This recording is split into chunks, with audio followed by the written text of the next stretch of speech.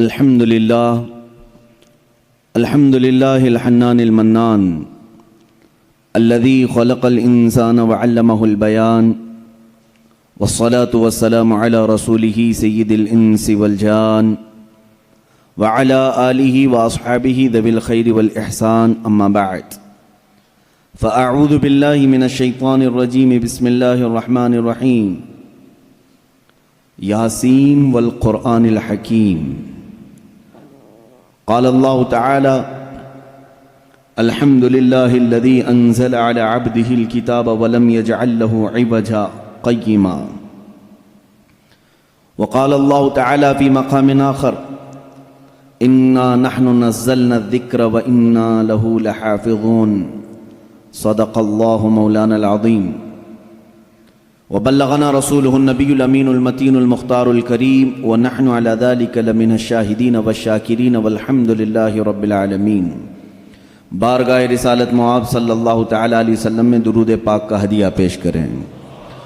اللہم صلی علی سیدنا و مولانا محمد معدن الجود والکرم وآلہ واصحابہ الکرام وابنہ الکریم وبارک وسلم صلاة دائمة سرمدا ابدا۔ عزیزان گرامی وقار، آج کی اس محفل پاک میں ہماری زندگی کا دستور حیات جو اللہ تعالیٰ نے ہمیں عطا کیا ہے، ایک لا بلکہ ایک پوری مکمل زندگی کا ضابطہ، جسے ہم قرآن عظیم کہتے ہیں، اسی مکمل ضابطۂ حیات اور اس دستور حیات والی کتاب کے متعلق کچھ باتیں عرض کرنے کی کوشش کروں گا۔ ظاہر سی بات ہے، دنیا میں جو بھی چیز ہے اس کے استعمال کے طریقے بنانے والا خود ہی بتاتا ہے۔ کوئی بھی مشین اگر بنتی ہے تو اس کے ساتھ ایک بکلیٹ ہوتی ہے کہ اس کے استعمال کرنے کے طریقے کیا ہیں۔ آپ کوئی بھی گاڑی خرید کر کے لائیں تو اس میں بھی لکھا جاتا ہے کہ اس کے فنکشنز کیا کیا ہیں، فیچرز کیا کیا ہیں۔ تو ہر مشین اور ہر آلے کے استعمال کرنے کی چیزیں بنانے والا خود اس کے ساتھ دے دیتا ہے۔ اسی طرح میرے عزیزو، تمام جہاں کے انسانوں کو پیدا کرنے والے خالق نے انسان کی پیدائش سے لے کر موت تک کیسے جینا چاہیے، کیسے رہنا چاہیے، اس کے لیے جو ضابطہ بنایا ہے وہ قرآن بنا کر نازل فرمایا ہے۔ ہماری زندگی کا مکمل دستور اس میں لکھا گیا ہے۔ یہ اور بات ہے کہ قرآن سے آج خود ہماری امت بہت پیچھے جا رہی ہے۔ یاد رکھنا ایک بات، اقبال نے کہا تھا، گر خواہی مسلمان زیستن نیست ممکن جز بقرآن زیستن۔ اگر تم چاہتے ہو کہ مسلمان ہو کر کے جیو تو یہ بات ممکن ہی نہیں ہے کہ قرآن چھوڑ کر کے جی سکو۔ قرآن کے بغیر تمہاری زندگی ہی نہیں ہے، تمہارا وجود ہی نہیں ہے۔ یوں سمجھ لیں کہ جتنا زندہ رہنے کے لیے ہوا پانی کھانے کی ضرورت ہے، اسی طرح تمہارے ایمان اور اسلام کے زندہ رہنے کے لیے قرآن اتنا ہی ضروری ہے۔ بنا قرآن کے تمہاری زندگی نہیں۔ قرآن ایک ضابطۂ حیات صرف مسلمانوں کے لیے نہیں، اگر لوگوں کی تعصب کی اینک نکل جائے تو میں کہتا ہوں یہ سارے جہاں کے انسانوں کے لیے ضابطۂ حیات ہے، پورے دنیا کے انسانوں کے لیے، چاہے وہ آج کسی بھی دین سے تعلق رکھتے ہوں، ان سب کے لیے قرآن ضابطۂ حیات ہے۔ قرآن بتاتا ہے جینے کے سلیقے کیا ہیں، کون سی چیز تمہارے جسم کو فائدہ پہنچا سکتی ہے، کون سی چیز نقصان پہنچا سکتی ہے۔ اب میں آپ کو بتاؤں، گاڑی کسی نے بنایا اور آ کر کے آپ مجھ سے سوال کر رہے ہیں اس گاڑی میں کیا ڈالوں، میں تو آپ سے یہی کہوں گا گاڑی بنانے والے سے پوچھو، وہ زیادہ بہتر جانتا ہے۔ عزیزان گرامی، آج یہی حال ہمارا ہے۔ ہمیں پوچھنا یہ چاہیے تھا کہ میرے جسم کا نظام کون سی غذاؤں سے بہتر چلے گا، اے مولا تو ہی بتا، اس لیے کہ تو نے مجھے بنایا ہے۔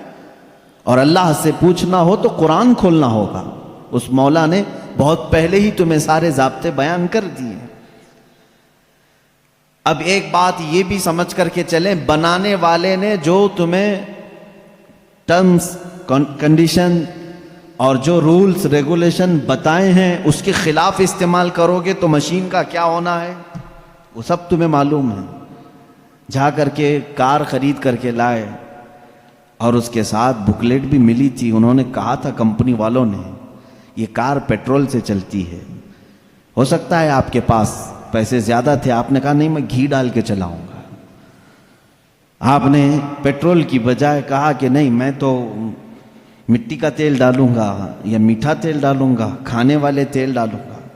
اس گاڑی کا حشر کیا ہونا ہے وہ آپ کو معلوم ہے۔ کیوں؟ اگرچہ آپ کے دماغ میں گھی اور مہنگا ہے لیکن وہ مشین کے لیے سوٹیبل نہیں ہے۔ اسی طرح اے مسلمانوں، اے مومنوں، اللہ تبارک و تعالیٰ نے تمہارے جسم کو بنایا ہے، ایک ایک رگ کو، ایک ایک بال کو اس نے پیدا کیا ہے، وہ بہتر جانتا ہے کہ تمہارے جسم کے لیے کون سی چیز سوٹیبل ہے۔ اس کے بتائے ہوئے تعلیمات کو چھوڑ کر کے اگر تم دنیا کی سنو گے تو ظاہر سی بات ہے یہ ایسی ہی ہے جیسے بنانے والے کو چھوڑ کر کے دوسرے سب کے پاس جا رہا ہے آدمی۔ آپ سب دنیا کے اصول جانتے ہیں، پیٹ درد ہو، سر درد ہو، پیر درد ہو، کہیں پر بھی کچھ ہو جسم، تو آپ کسی کسان کے پاس بھی نہیں جاتے، انجینئر کے پاس بھی نہیں جاتے، حالانکہ کسان کھیتی باڑی بہت جانتا ہے، اسے جا کر پیٹ درد کیوں نہیں بتاتے، اسے کیوں نہیں کہتے کہ آپریشن کر دو، آپ کو معلوم ہے وہ پھوڑے سے آپریشن کرے گا۔ انجینئر کے پاس آپ نہیں جاتے اپنے جسمانی بیماریوں کو دکھانے کے لیے، اس لیے کہ آپ کو معلوم ہے امراض جسمانی سے جس کا تعلق ہے وہ ڈاکٹر ہوتا ہے، اسی سے پوچھنا چاہیے کیونکہ وہ ہمارے جسم پر ریسرچ کر چکا ہے۔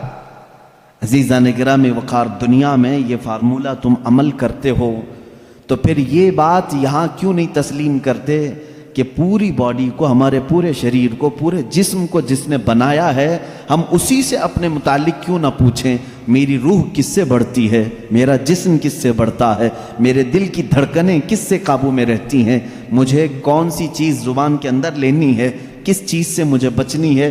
اسی لیے میرے عزیزو آج میں یہ کہنا چاہوں گا کہ جز بقرآن نیست ممکن زیستن، قرآن کو چھوڑ کر کے جینا بھی ممکن نہیں ہے، جینا بھی ممکن نہیں ہے ہمارے لیے، اس لیے کہ وہ خلاق کائنات نے پیدا کیا اور ساتھ میں تمہیں زندگی گزارنے کے اصول بھی بتا دی۔ میں قرآن کے سمندر میں جاؤں اگر اور آپ کو آج لے کر کے جاؤں تو شاید اس میں سے نکل بھی نہیں پائیں گے آپ۔ ایک ایسے سمندر کا نام ہے یہ جس میں جو جتنا غوطہ لگایا اتنی موتیاں لے کر کے آیا، اور اس کے عجائبات، اس کے اسرار، اس کے رموز کبھی ختم نہیں ہوں گے۔ میں جانتا ہوں اکثر میرے مجمع میں نوجوانوں کی کثرت ہوتی ہے اور تقریباً کالج کے بھی ہیں، پڑھے لکھے بھی ہیں۔ میں سب سے کہوں گا آج اپنا سارا علم سمیٹ کے بیٹھو، اور میں آج تم سے مخاطب ہوں، آپ سے مخاطب ہوں۔ میں سارے علوم پر آج انشاءاللہ ڈسکس کرنے کی کوشش کروں گا، سارے نہیں، جتنے میرے بساط کے مطابق ہیں۔ میں آج پہلے آپ کو یہ بتا دوں کہ قرآن اسلام کی روشنی میں ہمارے نظریے کے اعتبار سے، پہلے اس کی تھوڑی سی تاریخ۔ قرآن جو ہے یہ لفظ عربی ہے، بار بار پڑھی جانے والی چیز کو قرآن کہا جاتا ہے، اور دنیا میں ایسی کوئی کتاب ہی نہیں جس کو سب سے زیادہ قرآن کے علاوہ پڑھا جاتا، کوئی کتاب نہیں۔ اتنی زیادہ کثرت سے جس کی تلاوت ہوتی ہے دنیا میں ایسی کوئی کتاب ہے ہی نہیں، کوئی کتاب نہیں۔ احادیث رسول بھی نہیں، کیونکہ وہ تلاوت نہیں ہوتے، قرآن کی تلاوت ہوتی ہے۔ کروڑوں مسلمان ہیں اور بغیر قرآن کی تلاوت کیے کسی کی نماز بھی ممکن نہیں، کسی کی نماز بھی نہیں ہے۔ آپ کی نماز قرآن کے بغیر ہوتی ہے؟ نہیں ہوتی۔ تو کثرت سے تلاوت کرنے والی چیز کو قرآن کہا جاتا ہے، اسی لیے اس مصحف کو یعنی اس کتاب کا نام قرآن رکھا گیا۔ حالانکہ قرآن پاک ہماری زبانوں میں مشہور ہے، اس کا ایک ہی نام نہیں ہے، اور 27 نام الگ ہیں۔ قرآن پاک کو عربی میں الگ الگ ناموں سے ذکر کیا گیا ہے، بلکہ خود قرآن میں ہی اس کے کئی نام آئے ہیں۔ قرآن میں اللہ تعالیٰ نے اس کو فرقان بھی فرمایا، اسی کو تنزیل بھی فرمایا، اسی کو کتاب بھی فرمایا، اسی کو نور بھی فرمایا، اسی کا ایک نام شفا بھی ہے، اسی کا ایک نام رحمت بھی ہے، اسی کا ایک نام البیان بھی ہے، اسی کا ایک نام احسن الحدیث ہے، اسی کا ایک نام البرہان ہے، اسی کا ایک نام المیزان ہے، اسی کا ایک نام الامانہ ہے، اور اسی کا نام قرآن پاک بھی ہے۔ یہ تمام نام قرآن پاک کے خود قرآن میں استعمال ہوئے ہیں، اللہ نے خود قرآن پاک میں فرمایا ہے۔ کثیر نام ہے اور ہر نام کی ایک الگ الگ وجہ ہے کہ کیوں اس کا نام یہ رکھا گیا۔ اب اندازہ کرو آپ کہ میں ایک ایک نام کی تشریح بیان کروں تو 27 دن تو اسی میں لگ جائیں گے کہ قرآن کے نام کیا کیا ہیں۔ ایک ایک نام قرآن کیوں کہا گیا، میں تو اس کی ایک مختصر وجہ بتایا نا، سب سے زیادہ پڑھی جانے والی چیز ہے اس لیے اس کو کیا کہتے ہیں، قرآن۔ اسی طرح بیان، اللہ نے فرمایا ہر چیز کا اس میں بیان ہے، کچھ بھی نہیں چھوڑا گیا ہے، اس لیے اس کو بیان کہتے ہیں۔ تنزیل اس لیے کہ یہ اتارا گیا ہے، اس لیے اس کو تنزیل کہتے ہیں۔ احسن الحدیث ہے، سب سے اچھی بات کو کہتے ہیں عربی میں، اور قرآن سے اچھی بات کوئی ہے نہیں، اس لیے اس کا نام احسن الحدیث ہے۔ اس کا ایک نام شفا ہے، اس لیے کہ اس کی آیتیں مریضوں پر پڑھو تو شفا ملتی ہے۔ اس کا نام ہدا ہے، اس لیے کہ اس میں ہدایت کی آیتیں ہیں، بھٹکا ہوا بندہ اگر پڑھ لے تو سیدھے راستے پر آ جائے۔ اس کا نام رحمت ہے، اس لیے کہ غم میں اگر کبھی بندہ اس کو پڑھ لے، بلکہ حضور اکرم صلی اللہ علیہ وسلم نے فرمایا اپنی میتوں پر سورہ یاسین پڑھو، ان پر رحمت ہوتی ہے۔ تو قرآن کا نام رحمت بھی ہے، اسی لیے قرآن کے اسماء اور قرآن کے ناموں کی تفصیل اپنا ایک الگ ٹاپک ہے۔ لیکن میں آپ کو بتاؤں، جس قرآن کو ہم نے ترک کیا ہوا ہے آج، اے میرے عزیز بچوں، آج کی محفل کے بعد میں سب سے کہوں گا عہد کر کے اٹھنا کہ اے اللہ مجھے اس وقت تک موت نہ دے جب تک میرے سینے میں قرآن کا کوئی حصہ نہ آ جائے۔ اس لیے کہ رسول کریم صلی اللہ علیہ وسلم نے فرمایا جس مسلمان کے سینے میں قرآن کا کوئی حصہ نہیں، حضور پاک صلی اللہ تعالیٰ علیہ وسلم نے فرمایا وہ قبرستان کی طرح ویران ہے۔ جس گھر میں قرآن کی تلاوت نہیں ہوتی وہ گھر ویران ہے، خراب۔ حضور اکرم صلی اللہ علیہ وسلم نے فرمایا وہاں سے فرشتوں کی دوری ہوتی ہے، اور شیاطین اور سرکش جنات ان کے گھروں میں بسیرا کرنے لگتے ہیں جن گھروں میں قرآن کی تلاوت نہیں ہوتی۔ قرآن کا ایک حصے سے مراد چند آیتیں، چند سورتیں بھی اگر تمہیں یاد ہیں، انشاءاللہ العزیز آپ اس کی فضیلت کے ساتھ قیامت کے دن شفاعت کے مستحق بھی ہوں گے۔ قرآن کا تھوڑا حصہ بھی اگر تمہارے سینے میں موجود ہے، اس لیے کہ اللہ کے حبیب صلی اللہ تعالیٰ علیہ وسلم سے صحابہ اکرام نے فرمایا، عرض کیا آقا دنیا سے جانے کے وقت سب سے اچھی چیز کیا لے کر کے جائیں اس دنیا میں؟ حضور پاک صلی اللہ علیہ وسلم نے فرمایا رب تعالیٰ کے نزدیک وہ بندہ دنیا میں لانے والی چیزوں میں سب سے بہتر ہے جو قرآن اپنے ساتھ لایا ہو۔ قرآن اپنے ساتھ لایا ہو مطلب کیا ہے؟ قبر میں یہ لکھا ہوا قرآن رکھ دیا آپ نے اور یہ سوچا کہ ہماری میت قرآن لے کر جا رہی ہے۔ میاں قرآن یہ ورقی قرآن نہیں کہہ رہا ہوں میں، قرآن وہ نفس قرآن جو لوح محفوظ میں ہے اور تمہارے دلوں میں اترا ہوا ہے، اس قرآن کی بات کر رہا ہوں۔ وہ قرآن جس نے بھی اپنے سینے میں رکھا اور اللہ کی بارگاہ میں گیا، اس کی سفارش قرآن کی مردود نہیں ہوتی۔ رسول کریم صلی اللہ تعالیٰ علیہ وسلم فرماتے ہیں دو چیزیں تمہارے عمل میں سے، تمہارے عمل جتنے بھی ہیں دنیا میں، جیسے نماز، روزہ، حج، زکوٰۃ، خیرات، صدقات، یہ سب جو اعمال ہیں، ان سارے اعمال میں سے دو عمل ایسے ہیں، حضور پاک صلی اللہ علیہ وسلم فرماتے ہیں وہ قیامت کے دن ان کو اللہ تعالیٰ شکل دے گا، انسانوں جیسی ایک شکل، اور وہ اپنے ساتھی کی سفارش کرنے کے لیے جھگڑا کریں گے۔ وہ آئیں گے سفارش کے لیے، پوچھا گیا وہ کون سی؟ کہا ایک روزہ رمضان، اللہ تعالیٰ اس کو شکل دے گا، اور دوسرا قرآن، اس کو بھی شکل دی جائے گی۔ حضور اکرم صلی اللہ تعالیٰ علیہ وسلم نے فرمایا جس کے حق میں یہ دونوں نے سفارش کر دی اس پر جنت واجب ہو گئی، اور جس کے خلاف آ کر کے یہ دونوں کھڑے ہو گئے، میرے آقا صلی اللہ علیہ وسلم فرماتے ہیں پھر اس پر دوزخ میں جانا لازم ہو جائے گا۔ اگر یہ دونوں آ کر کھڑے ہو گئے کسی کے خلاف، قرآن اور رمضان۔ رمضان کہے گا کہ مولا میں اس کے گھر جاتا تھا، اس نے بے حرمتی کی ہے، میری بے عزتی کی ہے، میں جب جاتا تھا تو یہ بے حیائیاں ویسے ہی کرتا تھا، میرا ادب و احترام کبھی نہیں کیا اس نے۔ اگر رمضان ہمارے خلاف کھڑا ہو گیا اور قرآن اگر یہ کہہ دیا کہ مولا کبھی اس نے مجھے اپنے سینے سے نہیں لگایا، کبھی میری آیتیں تلاوت نہیں کیا، اس کو آج معاف نہ کیا جائے، رب تعالیٰ ان دونوں کی سفارش اس حق میں بھی قبول کرے گا اور دوزخ میں بھیجے گا۔ اللہ کے رسول صلی اللہ تعالیٰ علیہ وسلم جو سید المعصومین ہیں، بخشے ہوئے ہیں، وہ دعا یہ کرتے تھے، اللہم اجعل القرآن حجتا لنا لا حجتا علینا، اے اللہ قرآن کو قیامت کے دن ہمارا سفارشی بنا، ہمارے خلاف مقدمہ کرنے والا نہ بنا۔ اندازہ کرو رسول کریم صلی اللہ تعالیٰ علیہ وسلم جب یہ دعا فرماتے تھے، اس قرآن کو تم ہلکا نہ سمجھو۔ اے مسلمانوں، سوچنے کی بات ہے، تمہارے پاس 1000 کتابیں نہیں ہیں، ایک ہی قرآن ہے جس سے ساری امت کو جوڑا گیا ہے۔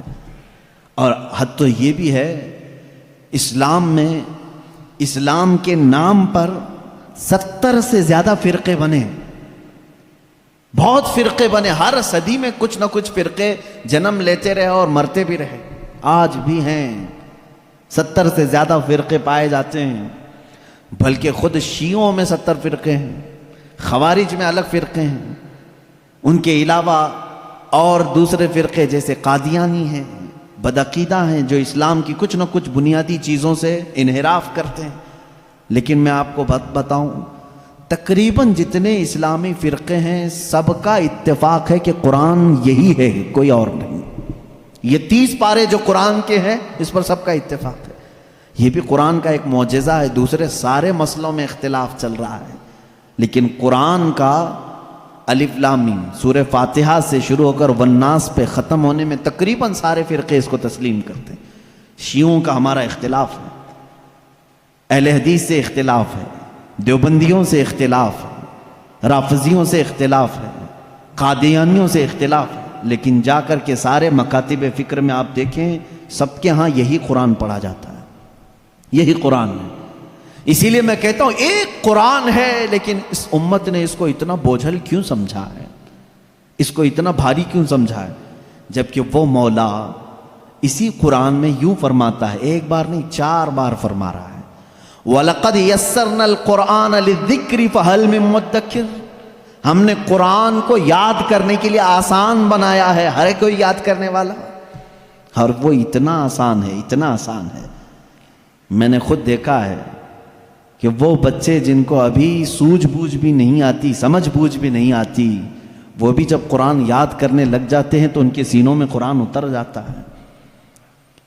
جب میں خود قرآن حفظ کرنے کے لیے نکلا تھا، ہماری عمر 11 سال کی تھی، بہت سارے معاملات سمجھ میں نہیں آتے تھے، لیکن ہم نے تیزی سے یاد کیا، اللہ کا فضل تھا، ہمارے ساتھ کچھ ایسے بھی تھے جن کو 2+2 کیا ہوتا ہے یہ بھی نہیں معلوم تھا، لیکن وہ 30 پارے کے حافظ تھے۔ دوسری چیزوں میں اگرچہ ذہن کند ہو، لیکن قرآن ایک معجزہ ہے جو یاد کرنے والے کے سینے میں اتر جاتا ہے۔ ہاں یہ اس کے ساتھ نہیں جاتا جو اس کو بھاری سمجھتا ہے، جو اس کو بوجھل سمجھ کر کے چھوڑا اس کے ساتھ نہیں جاتا، اور جو اس سے محبت کیا اس کے سینے میں بہت آسانی سے اترتا ہے۔ میں نے تو محسوس کیا ہے، ہمارے ساتھ ایسا بھی ہوتا رہا ہے، استاد بیٹھے ہوئے ہیں سنتے رہتے تھے، ایک دن کا اتفاق ایسا ہوا کہ خبر یہ لگی کہ کل شاید استاد آنے والے نہیں ہیں، موج مستی کرتے ہیں سارے، کل کا تو سبق چھٹی ہے، کچھ یاد نہیں، کیونکہ پہلے ہی معلوم ہو گیا استاد نہیں آنے والے ہیں، اور صبح 8 بجے سے کلاس چلتی تھی، 9 بجے تک نہیں آئے تو پکا ہو گیا کہ آئیں گی، کلاس بند کر کے نکلنے ہی والے تھے کہ استاد سامنے نظر آ گئے۔ سب کو کہا بیٹھو، میری کوئی چھٹی نہیں ہے، میں تاخیر ہو گیا تھا، بس مؤخر ہو گیا تھا، اب سبق سنانے کے لیے جس کو بھی بلایا جائے، ظاہر سی بات ہے جو سختیاں ہوتی تھیں کہاں سے، رات کو یاد نہیں کیے، صبح یاد نہیں کیے، سامنے اچانک سننے کے لیے۔ ایسے عالم میں میرا خود کا تجربہ بھی ہے، کئی ہمارے ساتھیوں کا بھی تجربہ ہے، قرآن پر ہاتھ رکھا، دل سے کہا اللہ کا کلام ہے، اتر جا جلدی سے، بس اور کچھ نہیں۔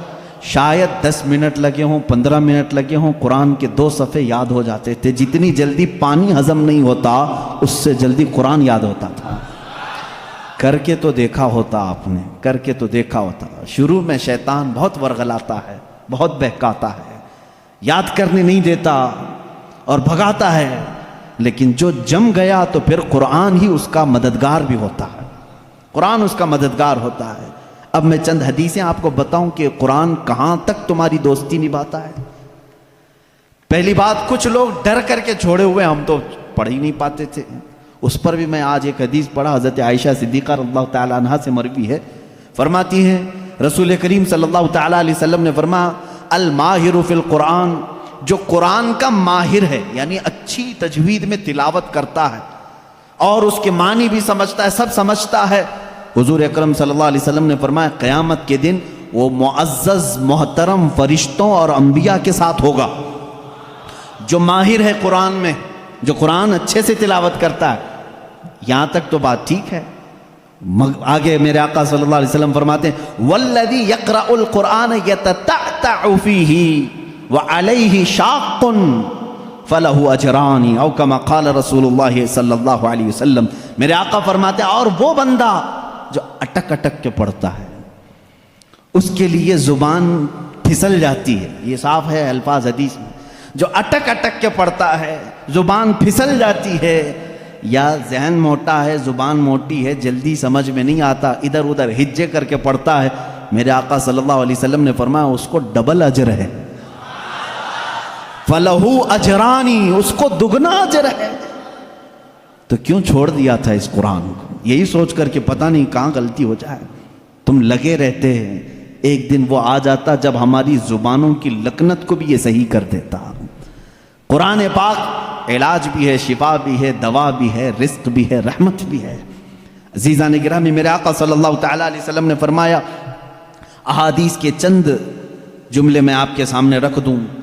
رسول پاک صلی اللہ تعالی علیہ وسلم فرماتے ہیں کہ جو قرآن گھر میں تلاوت کرتا ہے اس کے لیے ایک فرشتہ ہے جس کا نام سکینہ ہے۔ حضرت اسید بن حضیر رضی اللہ تعالیٰ عنہ ایک صحابی ہیں، وہ رات میں تلاوت کر رہے تھے، اچانک بادل کا ایک ٹکڑا نیچے آ گیا۔ بادل کا ٹکڑا کبھی نیچے آپ نے دیکھا نہیں ہوگا، اس میں کیا ہوتا ہے معلوم ہے؟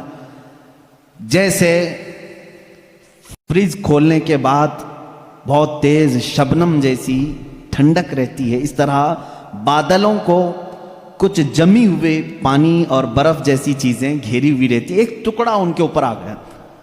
حضرت اسید ڈر گئے، ان کا گھوڑا ہنہنانے لگا، تیزی سے اچھل کود کرنے لگا، اور وہ قرآن پڑھ رہے تھے اس وقت، اور انہوں نے قرآن چھوڑ دیا، اور صبح حضور اکرم صلی اللہ علیہ وسلم کے دربار میں آئے، کہا یا رسول اللہ صلی اللہ علیہ وسلم مجھے ڈر لگ رہا ہے، رات کو میں چھت پر بیٹھ کر قرآن پڑھ رہا تھا، صرف میری بیوی ہے اور میرے گھر میں ایک گھوڑا ہے، مجھے ڈر یہ لگا کہ آسمان سے کچھ برس جائے گا اور میں ہلاک ہو جاؤں گا۔ بادل کا ٹکڑا یہاں تک آ گیا تھا، سر تک آ گیا تھا، اور میرا گھوڑا بھی دیکھ کر کے ہنہنانے لگا، اچھل کود کرنے لگا، یہ کیا معاملہ ہے؟ اللہ کے حبیب صلی اللہ تعالی علیہ وسلم نے فرمایا، مسکرایا، کہا اسید تلاوت چھوڑ کیوں دیا؟ اور پڑھتے رہتے ہیں، اس لیے کہ وہ فرشتہ ہے جسے قرآن سننے کا بہت شوق ہے۔ جب بھی کوئی قرآن تلاوت کرتا ہے تو آسمانوں سے اتر آتا ہے، یہاں تک کہ میرے آقا صلی اللہ علیہ وسلم نے فرمایا فجر کی نماز میں آؤ، اپنے منہ صاف کر کے آؤ، اپنے منہ کی بدبو نکال کر کے آؤ۔ پوچھا کیوں؟ فرماتے ہیں میرے آقا صلی اللہ علیہ وسلم جب تم نمازوں میں قرآن کی تلاوت کرتے ہو کچھ ایسے فرشتے ہیں وہ اپنا منہ تمہارے منہ سے لگا دیتے ہیں، تو منہ کی بدبو نہ ہو، فرشتوں کو تکلیف نہ ہو، اس لیے کہ وہ قرآن سننے کے شوقین ہیں۔ جب تم تلاوت کرتے ہو تو وہ اتر جاتے ہیں اور تمہارے منہ سے اپنا منہ لگا لیتے ہیں۔ قرآن کی یہ برکت ہے میرے عزیزوں، دوسری کتابوں کے لیے کہیں ایسی فضیلت نہیں ملتی۔ یہ تو میں دائرہ اسلام میں موجود میرے آقا صلی اللہ تعالیٰ علیہ وسلم کی بتائی ہوئی حدیثیں آپ کو پہلے بتا رہا ہوں، میں پھر دنیاوی معاملات میں بھی آؤں گا کہ قرآن کہاں کہاں ہماری رہنمائی کرتا ہے۔ پہلے تو ہم اپنے دائرے میں دیکھیں، ہم چھوڑے ہوئے ہیں نا اس کو۔ اقبال نے کہا تھا وہ زمانے میں معزز تھے مسلمان ہو کر، آج تم خار ہوئے ہو تاریک قرآن ہو کر۔ آج تم خار ہوئے ہو تاریخ قرآن ہو کر، قرآن چھوڑ کر کے ہی ذلیل ہوئے ہیں، باقی اور کوئی وجہ نہیں ہے۔ اللہ تبارک و تعالیٰ نے جو مقدس چیز تمہارے لیے اتاری، پچھلی امتوں کو کبھی یہ چیز نہیں ملی، قرآن جیسی برکت کسی امت کو نہیں ملی جو امت مصطفیٰ صلی اللہ علیہ وسلم کو ملی۔ تورات آئی ہے، انجیل آئی ہے، زبور آئی ہے، سب کو معلوم ہے نا، آسمانی کتابیں آئی۔ جاؤ اے مسلمانوں، ڈھونڈ کر کے لاؤ تورات کا ایک نسخہ جو موسیٰ علیہ السلام پر اترا تھا، ڈھونڈ کر کے لے آؤ انجیل کا ایک نسخہ کہ جو عیسیٰ علیہ السلام پر اترا تھا، زبور کا ایک نسخہ لے کر کے آؤ۔ آج وہ کتابیں ناپید ہیں، اور اگر ہیں تو اس میں اختلاف۔ خود عیسائیوں کے ہاں 4 قسم کی انجیلیں پائی جاتی ہیں، یہودیوں کے ہاں تورات اولڈ ٹیسٹمنٹ میں، یونان والوں کا الگ، فلاں جگہ کے الگ، جرمنی کے الگ، UK کے الگ، امریکہ کے الگ۔ جا کر کے دیکھو گے تو ان کے نسخوں میں الگ الگ تبدیلیاں ہیں۔ زبور نام کی جو کتاب تھی داؤد علیہ السلام پر، وہ کہاں ہے؟ اس کی کتنی آیتیں غائب، کسی کو نہیں پتا۔ لیکن دنیا میں اگر خالد ہمیشہ رہنے والی کوئی کتاب ہے تو قرآن مقدس ہے۔ تم جاؤ امریکہ میں بھی تمہیں یہی قرآن ملے گا جو سورہ فاتحہ سے شروع ہو رہا ہے، عرب میں جاؤ یہی قرآن ملے گا جو والناس پہ ختم ہو رہا ہو، ہندوستان میں آؤ یہی قرآن ملے گا جس کے درمیان میں سورہ کہف ہے، کہیں پر بھی جاؤ قرآن اسی طرح سے آج موجود ہے۔ تمہیں ڈرنے کی ضرورت ہے، اے مسلمانوں، قرآن کہیں ضائع نہیں ہوگا، کہیں ضائع نہیں ہوگا۔ آج کچھ لوگ یہ سوچتے ہیں کہ قرآن کو ہم مٹا دیں گے، خاک مٹا دیں گے، خاک مٹا دیں گے۔ تم جیسے بہت آئے، تمہارے سے بڑے بڑے بلکہ سڑے سڑے بھی آئے، قرآن کا کچھ نہیں کر سکے، اس لیے کہ اس کے حفاظت کی ذمہ داری خود اللہ نے لی ہے۔ قرآن میں خود فرماتا ہے اِنَّا نَحْنُ نَزَّلْنَا الذِّكْرَ وَإِنَّا لَهُ لَحَافِظُونَ، ہم نے ہی قرآن کو اتارا ہے اور ہم ہی اس کی حفاظت کرنے والے ہیں۔ اب اللہ کے ذمے میں ہے، اسی لیے قرآن کی حفاظت کا ذمہ امت کو نہیں دیا گیا، ورنہ یہی حال ہوتا جیسے پہلے کی امتوں نے کیا۔ عیسائی علماء کیا کرتے تھے؟ امیروں کے لیے الگ آیتیں بتاتے تھے، غریبوں کو الگ آیتیں بتاتے تھے، پیسہ لیتے تھے، آیتیں بدل دیتے تھے۔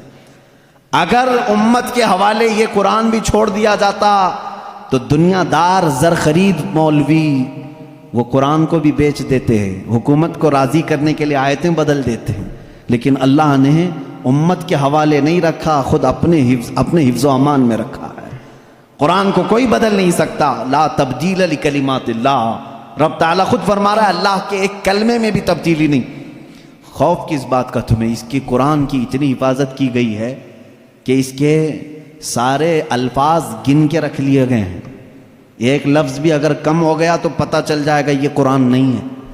الفاظ تو دور کی بات ہے میرے عزیزو، اس کی صورتیں محفوظ ہیں، 114 صورتیں ہیں، اس میں ایک کم بھی نہیں ہوگی، زیادہ بھی نہیں ہوگی۔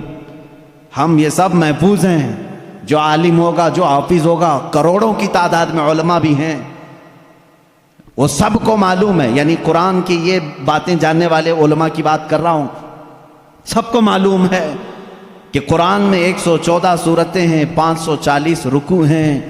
اتنا ہی نہیں بلکہ اس کے جو ہے حرف بھی گن لیے گئے، آیتیں بھی گن لی گئی ہیں، 6666 آیتیں ہیں، حروف بھی گنے گئے ہیں، زبر بھی گنے گئے ہیں، زیر بھی گنے گئے ہیں، بلکہ اس کے نقطے بھی گن کے رکھے گئے ہیں، کہیں ایک نقطہ بھی کم نہیں کر سکو گے۔ اس قرآن کی اتنی جو حفاظت ہے، آج میں آپ کو بتاؤں، کبھی کسی نان مسلم کے پاس جاؤ اور اگر وہ تم سے یہ سوال کرے تو مسلمان ہے، اسلام ہی سچا دھرم ہے، کیا تمہارے پاس پروف ہے اس چیز کا؟ تم کیا کہو گے؟ حضور صلی اللہ تعالیٰ علیہ وسلم کے معجزے سناؤ گے؟ انکار کرے گا۔ میرے آقا صلی اللہ تعالیٰ علیہ وسلم نے چاند کے 2 ٹکڑے فرمائے، سورج کو پلٹا دیا، بہت سارے معجزے ہیں، وہ کہے گا میں نہیں مانتا ان چیزوں، وہ اس زمانے میں تھے، میں کہاں دیکھا ہوں۔ اگر تم اس کے سامنے اسلام کی عظیم فتوحات کو دکھاؤ گے، وہ کہے گا میں نہیں مانتا، یہ سب کہانیاں ہوں گی، ہمارے بھی بھگوانوں کے ذکر اس طرح سے کیے گئے ہیں، اسی طرح کی باتیں ہمارے پاس بھی موجود ہیں، ہر کوئی کہے گا۔ تمہارے پاس اگر اپنے حق ہونے کی کوئی علامت آج بھی موجود ہے تو صرف قرآن پاک ہے۔ اسے کہو میرے سچے مذہب پر اور اچھے مذہب پر قائم ہونے کی سب سے بڑی دلیل، سب سے بڑا پروف قرآن ہے۔ لا کر کے دکھاؤ اس طرح کی کوئی دوسری کتاب کسی کے پاس ہو۔ کم سے کم 1400 سال سے جو محفوظ چلی آ رہی ہے دنیا میں، کسی لیبارٹری میں بھی، کسی لائبریری میں بھی اتنی پرانی کوئی کتاب آج محفوظ موجود ہے ہی نہیں۔ یہ میری بات نہیں، ساری دنیا کا جو دوسرے ریلیجن سے تعلق رکھتے ہیں ان کا بھی یہی قول ہے کہ قرآن سے زیادہ محفوظ اس دنیا میں اب کوئی چیز نہیں رہ گئی۔ اس کی حفاظت کو اللہ نے اس طرح سے ترتیب دے کر فرمایا ہے کہ مسلمان اپنے بچوں کو حافظ قرآن بناتے ہیں اور اس کی حفاظت میں لگے ہوئے ہیں۔ اللہ تعالیٰ نے سینوں کو چنا ہوا ہے اس قرآن کی حفاظت کے لیے۔ خیر میرے عزیزوں، احادیث کریمہ میں یہ ہے، حضور اکرم صلی اللہ تعالیٰ علیہ وسلم فرماتے ہیں قیامت کے دن ایک بندہ آئے گا جو قرآن تلاوت کرتا تھا، اس کے حساب کی باری آئے گی تو رب تعالیٰ اس سے فرمائے گا اقرأ القرآن وارتقی ورتل، اے بندے قرآن یہاں پر بھی پڑھ جیسے دنیا میں پڑھتا تھا، جیسے تو قرآن پڑھتا تھا یہاں پر بھی پڑھ، اور جب تک وہ پڑھتا رہے گا رب تبارک تعالیٰ فرماتا ہے ورتقی ورتل، ایک آیت پڑھ ایک درجہ اوپر، دوسری آیت پڑھ دوسرا درجہ اوپر، تیسری آیت پڑھ تیسرا درجہ اوپر۔ جنت میں وہ درجے طے کرتا جاتا رہے گا، جہاں جا کر کے وہ قرآن کی تلاوت ختم کرے گا کہا جائے گا یہی تیرا درجہ ہے۔ میرے آقا صلی اللہ تعالیٰ علیہ وسلم سے پوچھا گیا کہ کیا یہ قرآن جب تک وہ تلاوت کرتا رہے گا اس کے درجے بلند ہوتے رہیں گے؟ حضور اکرم صلی اللہ علیہ وسلم کی حدیث میں ہاں، میں نے جنت میں دیکھا ہے قرآن کی تلاوت کرنے والوں سے اوپر کسی کا درجہ آیا ہی نہیں، کیونکہ یہ تلاوت کرتے کرتے، کیونکہ جو کچھ بھی جنت حاصل کرنے کا آپشن ہے نا وہ دنیا میں ہی تو ہے۔ تم اتنی نمازیں پڑھو تو یہ جنت ہے، اتنے روزے رکھو تو یہ جنت کا دروازہ تمہارے لیے، حج کرو تو یہ جنت کا دروازہ تمہارے لیے، سارے آپشن جنت حاصل کرنے کے دنیا میں ہیں۔ یہ دارالعمل ہے، مرنے کے بعد عمل ختم ہو جائے گا، لیکن قیامت میں صرف ایک عمل ہے جس کو پھر رب تعالیٰ ریپیٹ کروائے گا۔ وہاں نہیں کہا جائے گا نماز پھر سے پڑھ کے دکھا، حج کر کے دکھا، روزہ رکھ کے دکھا، ختم ہو گئے اعمال، لیکن قرآن پڑھنے والے کو کہا جائے گا اب بھی چاہتا ہے تو پڑھ اور اوپر چل جا اور بڑھتا جا۔ تو جس کو قرآن آتا ہوگا وہ پڑھتا جائے گا اور درجے طے کرتا جائے گا۔ یہ فضیلتیں میرے آقا صلی اللہ تعالیٰ علیہ وسلم نے سنائی، اور یہ جو حدیثیں میں ذکر کر رہا ہوں متفق علیہ اور صحیح احادیث آپ کے سامنے ذکر کر رہا ہوں۔ یہاں تک کہ حضور اکرم صلی اللہ تعالیٰ علیہ وسلم کی ایک حدیث ہے، قیامت کے دن وہ بچے جنہوں نے قرآن کو اپنے سینے میں رکھا تھا وہ بلائے جائیں گے، اللہ کا کلام یاد کیا، تو جب وہ آئیں گے تو رب تبارک و تعالیٰ ان بچوں کو بعد میں فرمائے گا ان کے والدین کے سر پر پہلے تاج رکھا جائے۔ البس والداہ تاجن یوم القیامتی، رسول کریم صلی اللہ علیہ وسلم فرماتے ہیں قیامت کے دن ایسا تاج پہنایا جائے گا جس سے سورج کی روشنی بھی پھیکی پڑے۔ اہل محشر پوچھیں گے یہ کیا نبی ہیں، یہ صدیق ہیں، یہ کون ہیں؟ تو فرشتے کہیں گے نہ یہ نبی ہیں، نہ صدیق ہیں، نہ شہداء ہیں، بلکہ صرف ایک حافظ قرآن کے ماں باپ ہیں، صرف ایک حافظ قرآن کے ماں باپ ہیں۔ جب ماں باپ کو تاج پہنایا جا رہا ہے تو جس کے سینے میں قرآن تھا اس کو کیا کیا جائے گا؟ رب تعالیٰ اس کے لیے فرماتا ہے، میرے آقا صلی اللہ علیہ وسلم نے فرمایا اس حافظ قرآن کو بلایا جائے گا اور اس سے کہا جائے گا ایسے 10 لوگ تیرے خاندان کے جن پر دوزخ میں جانا واجب ہو گیا، ان کا ہاتھ پکڑ، صرف اس کی برکت سے میں ان کی جہنم کی سزا کو معاف کر کے تیرے ساتھ جنت عطا کروں گا۔ اس کی سفارش قبول کی جائے گی۔ لیکن یاد رکھیں میرے عزیزو، حافظ قرآن قرآن کی آیات پر عمل کرتا ہو، اس کا ادب بھی کریں، احترام بھی کریں۔ آج زمانے میں حفاظ قرآن کے ساتھ بہت ہی برے سلوک دیکھنے کو ملتے ہیں۔ یاد رکھنا قیامت کے دن وہ اس عذاب میں مبتلا ہوں گے جو قرآن کی بے حرمتی کرنے والے کا عذاب ہوگا، کیونکہ وہ حافظ قرآن کی بے ادبی کرتے ہیں۔ ہمارے بزرگان دین جو سلف صالحین ہیں، میں نے پڑھا بھی ہے، بزرگان دین کا طریقہ تو یہ ہوتا تھا کہ اگر کوئی حافظ قرآن زمین پر بیٹھا ہے تو وہ کبھی اوپر نہیں بیٹھتے تھے۔ ہاں اگر وہ خود حافظ قرآن ہیں تو پھر دونوں کے معاملات ایک طرح کے ہیں. لیکن کوئی حافظ قرآن نہیں ہے اور کوئی حافظ نیچے بیٹھا ہے تو علماء بزرگان دین اس کو بے ادبی محسوس کرتے تھے. اللہ کا کلام سینے میں لے کر وہ نیچے ہے اور بغیر حفظ قرآن کیا ہوا اوپر بیٹھا ہے. اس کو بزرگان دین نے بے ادبی محسوس فرمائی. بہرحال قرآن ایک ایسا جامع نظام اللہ تعالیٰ نے تمہیں عطا کیا اور اس کی فضیلتیں میں نے بتائی. اور سب سے بڑی بات کیا ہے معلوم ہے؟ قرآن اللہ نے اتارا، آیتیں ساری چیزیں میرے آقا صلی اللہ علیہ وسلم پر اترتی رہیں. اس کی پہلی آیت جو اتری اقرا بسم ربک الذی خلق، غار حرا میں واقعہ آپ کو معلوم ہوگا. میرے آقا صلی اللہ تعالیٰ علیہ وسلم پہاڑ پر ایک غار ہے آج بھی مکہ کے کنارے، غار حرا اس کو کہتے ہیں، جبل نور. وہاں پر عبادت کے لیے جایا کرتے تھے. جبرائیل امین ایک رات آئے اور روایات یہ بتاتی ہیں کہ وہ 17 رمضان المبارک کی رات تھی. آ کر کے انہوں نے حضور اکرم صلی اللہ علیہ وسلم سے صرف اتنا کہا اقرا، پڑھو. آپ صلی اللہ علیہ وسلم نے فرمایا ما انا بقاری، میں نہیں پڑھنے والا. بعض بے وقوف اس کا ترجمہ یوں کرتے ہیں مجھے پڑھنا نہیں آتا. حضور اکرم صلی اللہ تعالیٰ علیہ وسلم کو پڑھنا نہیں آتا. آپ نے جبرائیل امین نے سینے سے سینہ لگایا اور پھر کہا اقرا، کہا پڑھو. میرے آقا صلی اللہ علیہ وسلم نے وہی جواب دیا. 4 بار اس طرح سے ہوا. چوتھی مرتبہ جو ہے جبرائیل امین نے صرف اقرا نہیں کہا. اقرا کا مطلب کیا ہوتا ہے؟ پڑھ، یا آرڈر ہے، آرڈر پڑھ. لیکن جبرائیل امین نے جب یہ کہا اقرا بسم ربک الذی خلق، پڑھ اس رب کے نام سے جس نے پیدا کیا، میرے آقا صلی اللہ علیہ وسلم نے پڑھنا شروع کیا.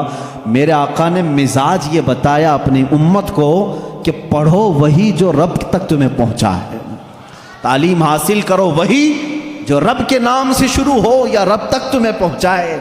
یہ آیتیں یہاں سے شروع ہوئیں اور آیتیں جو ختم ہوئی ہیں اس میں اختلاف ہے. بعض علماء نے لکھا ہے کہ الیوم اکملت لکم دینکم، یہ آخری آیت تھی جو حجۃ الوداع میں میرے آقا صلی اللہ علیہ وسلم جب آخری حج میں تھے نازل ہوئی. بعض علماء اور مفسرین نے فرمایا اذا جاء نصر اللہ والفتح، یہ سورہ پڑھتے ہوں گے نا آپ نماز میں، یہ قرآن کی سب سے آخری سورہ ہے نازل ہونے کے اعتبار سے. ایک بات ذہن میں رکھ لیں، نازل ہونے کی ترتیب الگ ہے اور پڑھنے کی آج ترتیب الگ ہے. قرآن آج جو پڑھا جاتا ہے اس کی ترتیب کیسے ہے؟ سورہ فاتحہ پہلے ہے الحمدللہ، اس کے بعد سورہ بقرہ ہے، اس کے بعد سورہ آل عمران ہے، اس کے بعد سورہ نساء ہے، اس کے بعد سورہ مائدہ ہے، اس کے بعد سورہ انعام ہے، پھر سورہ اعراف ہے. اس طرح سے یہ سورتیں چلی اور ختم کہاں پہ ہوئی؟ سورہ والناس، قل اعوذ برب الناس ملک الناس پڑھتے ہیں نا، یہ آخری سورہ. یہ پڑھنے کی ترتیب ہے لیکن نازل ہونے کی جو ترتیب ہے وہ الگ ہے. پہلے آیتیں نازل ہوئی تھی 5. یہ باتیں میں کیوں بتا رہا ہوں یہ لاسٹ میں آپ کو خود سمجھ میں آ جائے گا. ذہن میں اتنا رکھ لینا، سب سے پہلے کون سی آیتیں نازل ہوئی؟ اقرا بسم ربک الذی خلق. آج بھی جب بچوں کی بسم اللہ خوانی ہم کراتے ہیں تو یہی آیتیں پڑھاتے ہیں بچے کو. سب سے پہلے یہی پڑھاتے ہیں 5 آیتیں میں پڑھ بھی دیتا ہوں. اقرا بسم ربک الذی خلق، خلق الانسان من علق، اقرا وربک الاکرم الذی علم بالقلم، علم الانسان ما لم يعلم. یہ 5 آیتیں ہیں جو سب سے پہلے میرے آقا صلی اللہ علیہ وسلم پر نازل ہوئی. جبرائیل امین لے کر آتے تھے، حضور اکرم صلی اللہ علیہ وسلم کو سناتے تھے. یہ قرآن کی ابتدا ہے اور 23 سال تک نازل ہوتا رہا. 23 ایئرس، 23 سال تک نازل ہوتا رہا. آخر میں کون سی آیتیں نازل ہوئی؟ ایک تفسیر کی روایت کے مطابق اذا جاء نصر اللہ والفتح ورأیت الناس يدخلون فی دین اللہ افواجا فسبح بحمد ربک واستغفرہ انہ کان توابا. یہ 2 چیزیں ذہن میں رکھو. اقرا سب سے پہلے، سورہ اذا جاء نصر اللہ سب سے آخر. یہ قرآن کے نزول کا زمانہ میں آپ کو بتاؤں 23 سال تک نازل ہوئی. آپ کو میں بتاؤں قرآن اتنی فصیح زبان میں ہے. فصیح کا مطلب لٹریچر جس کو کہتے ہیں. جیسے ایک اردو ہے جو ہم اور آپ بول، یہاں ہبلی کی زبان ہوتی ہے، اس کو فصیح اردو نہیں کہتے، لکھنؤ والے فصیح اردو بولتے ہیں. آپ کیسے؟ اب ہم ظاہر سی بات ہے میں تقریر جو کر رہا ہوں ہو سکتا ہے یہ اردو الگ ہے، ہبلی والی اردو الگ ہے. اردو اگر میں وہ بولوں تو پھر یہاں بھونڈا لگے گا. آبے جابے توبے، یہ اگر جو عام طور پر استعمال کرتے ہیں، یہ بھونڈا لگتا ہے، کیونکہ فصیح زبان میں جب کوئی بیان کرے تو وہ دل میں اترتی بھی ہے بات، زبان کی مٹھاس اس کی فصاحت میں ہے۔ تو عربی زبان میں جو سب سے زیادہ فصیح جملے تھے وہ قرآن میں آئے، ایک بھی ہلکا جملہ نہیں آیا، ایک بھی کمتر جملہ نہیں آیا۔ اب جیسے ایک مثال میں آپ کو بتا دوں، گھٹنا لفظ ہے نا، گھٹنا، گھٹنے ٹیک دینا، لیکن آپ گڑگے بولتے ہیں، ہے کہ نہیں؟ گڑگے ٹیکو، گڑگا کیا چیز ہے؟ یہ گڑگا یہ تمہاری عامی زبان ہے، اگر یہ میں کتاب میں لکھ دوں کہ میں سجدے میں جاتے وقت گڑگا ٹیک دیا، آپ کو برا لگے گا، کیا مولانا اچھی زبان میں بیچ میں ہڈی لے کے آ گیا ہے۔ گھٹنا لفظ ہے، گھٹنا یہ فصیح لفظ ہے، اور ایک عام لفظ ہوتا ہے جس کو آپ یوز کر رہے ہیں، سمجھ رہے ہیں؟ اب جیسے جانور کہتے ہیں، جانور ہے نا، اب عام زبان میں کہتے ہیں جناور، یہ فصیح لفظ نہیں ہے، یہ فصیح لفظ نہیں ہے، آپ یوز کر رہے ہیں، لیکن آپ جب آپس میں بات کرتے رہتے ہیں تو اس کو برا بھی نہیں سمجھتے۔ کتنے جناور ایسے ہیں، یہ کیا ہے؟ یہ فصیح اردو نہیں ہے۔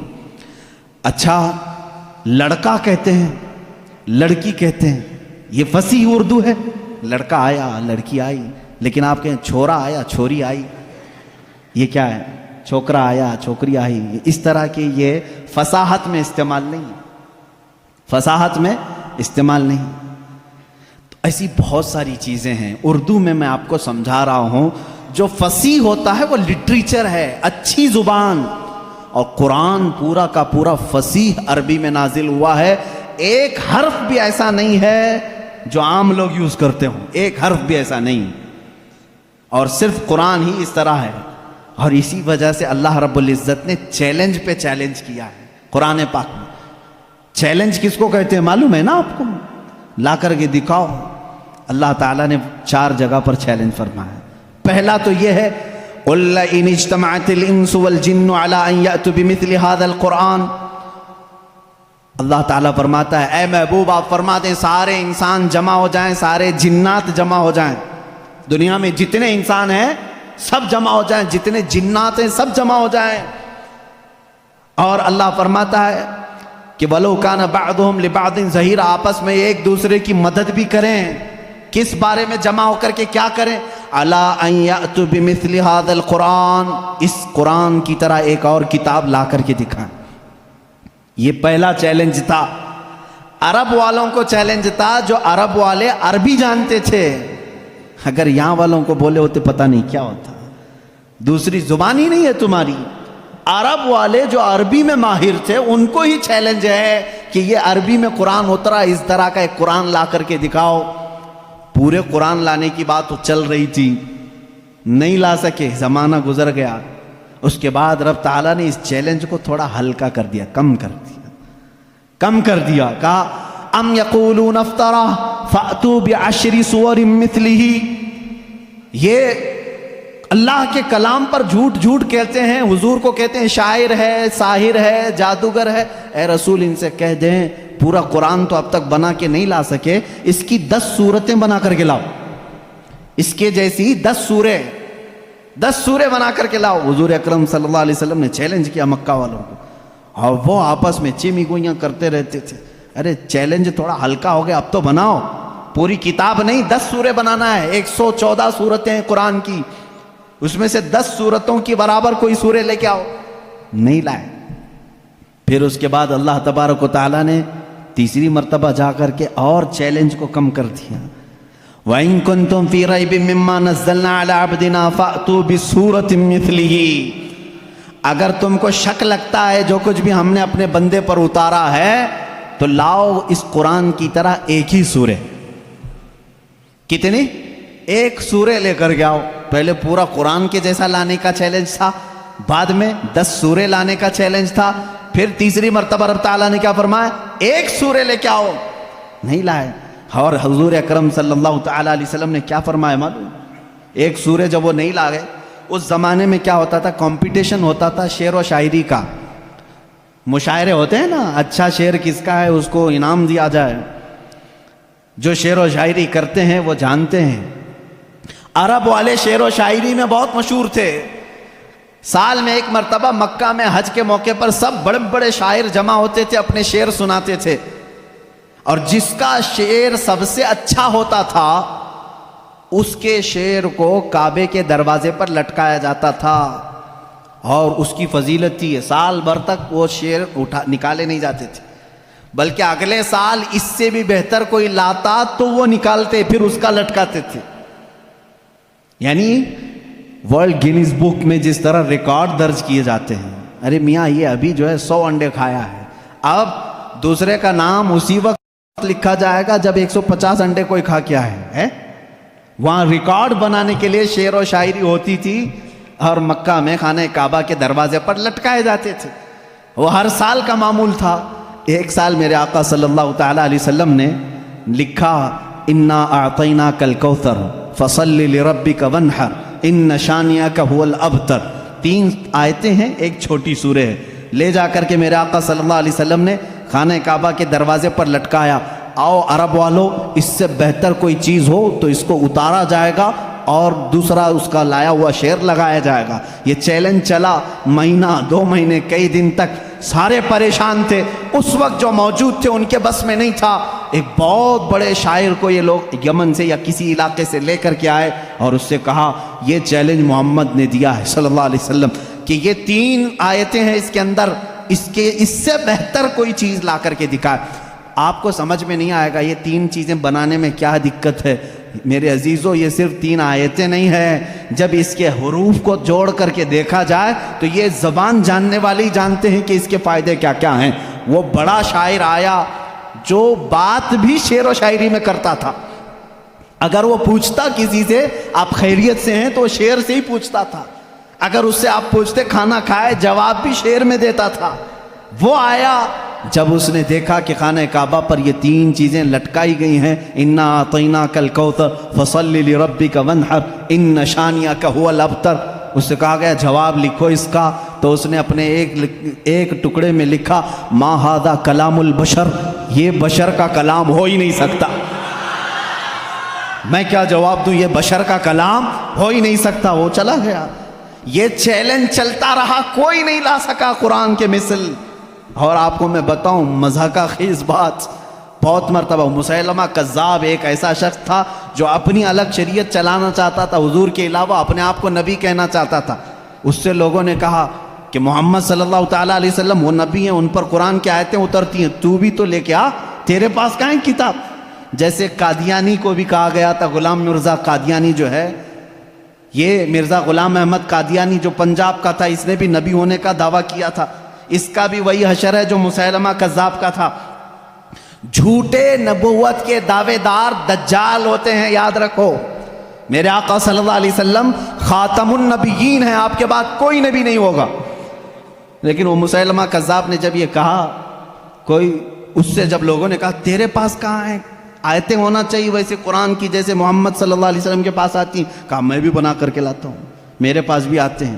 تو بہت دن تک سوچا اور پھر اس کے بعد خود سے ہی اپنے دماغ سے بنانے لگا کہ الفیل ملفیل وما ادراک ملفیل، قرآن کی سورہ ہے نا القاریۃ ملقاریہ وما ادراک ملقاریہ، اس سورہ کے وزن پہ اس نے اپنے سے بنایا الفیل ملفیل وما ادراک ملفیل ذنبہ صغیر وخرطومہ طویل، یہ بنایا لے کر کے آیا سارے لوگوں کے سامنے۔ کیا مطلب ہے معلوم ہے اس کا؟ الفیل ملفیل، ہاتھی، کیا ہاتھی، وما ادراک ملفیل، تم کیا جانو کہ ہاتھی کیا ہوتا ہے؟ اس کی پونچھ چھوٹی ہوتی ہے، اس کی سونڈ لمبی ہوتی ہے۔ ابھی یہاں ہنس رہے ہیں، عرب والے تو اس پر پیٹ پکڑ کر ہنسنے لگے، کیا بنا کے لایا بیوقوف۔ سب اسی وقت ہنس پڑے۔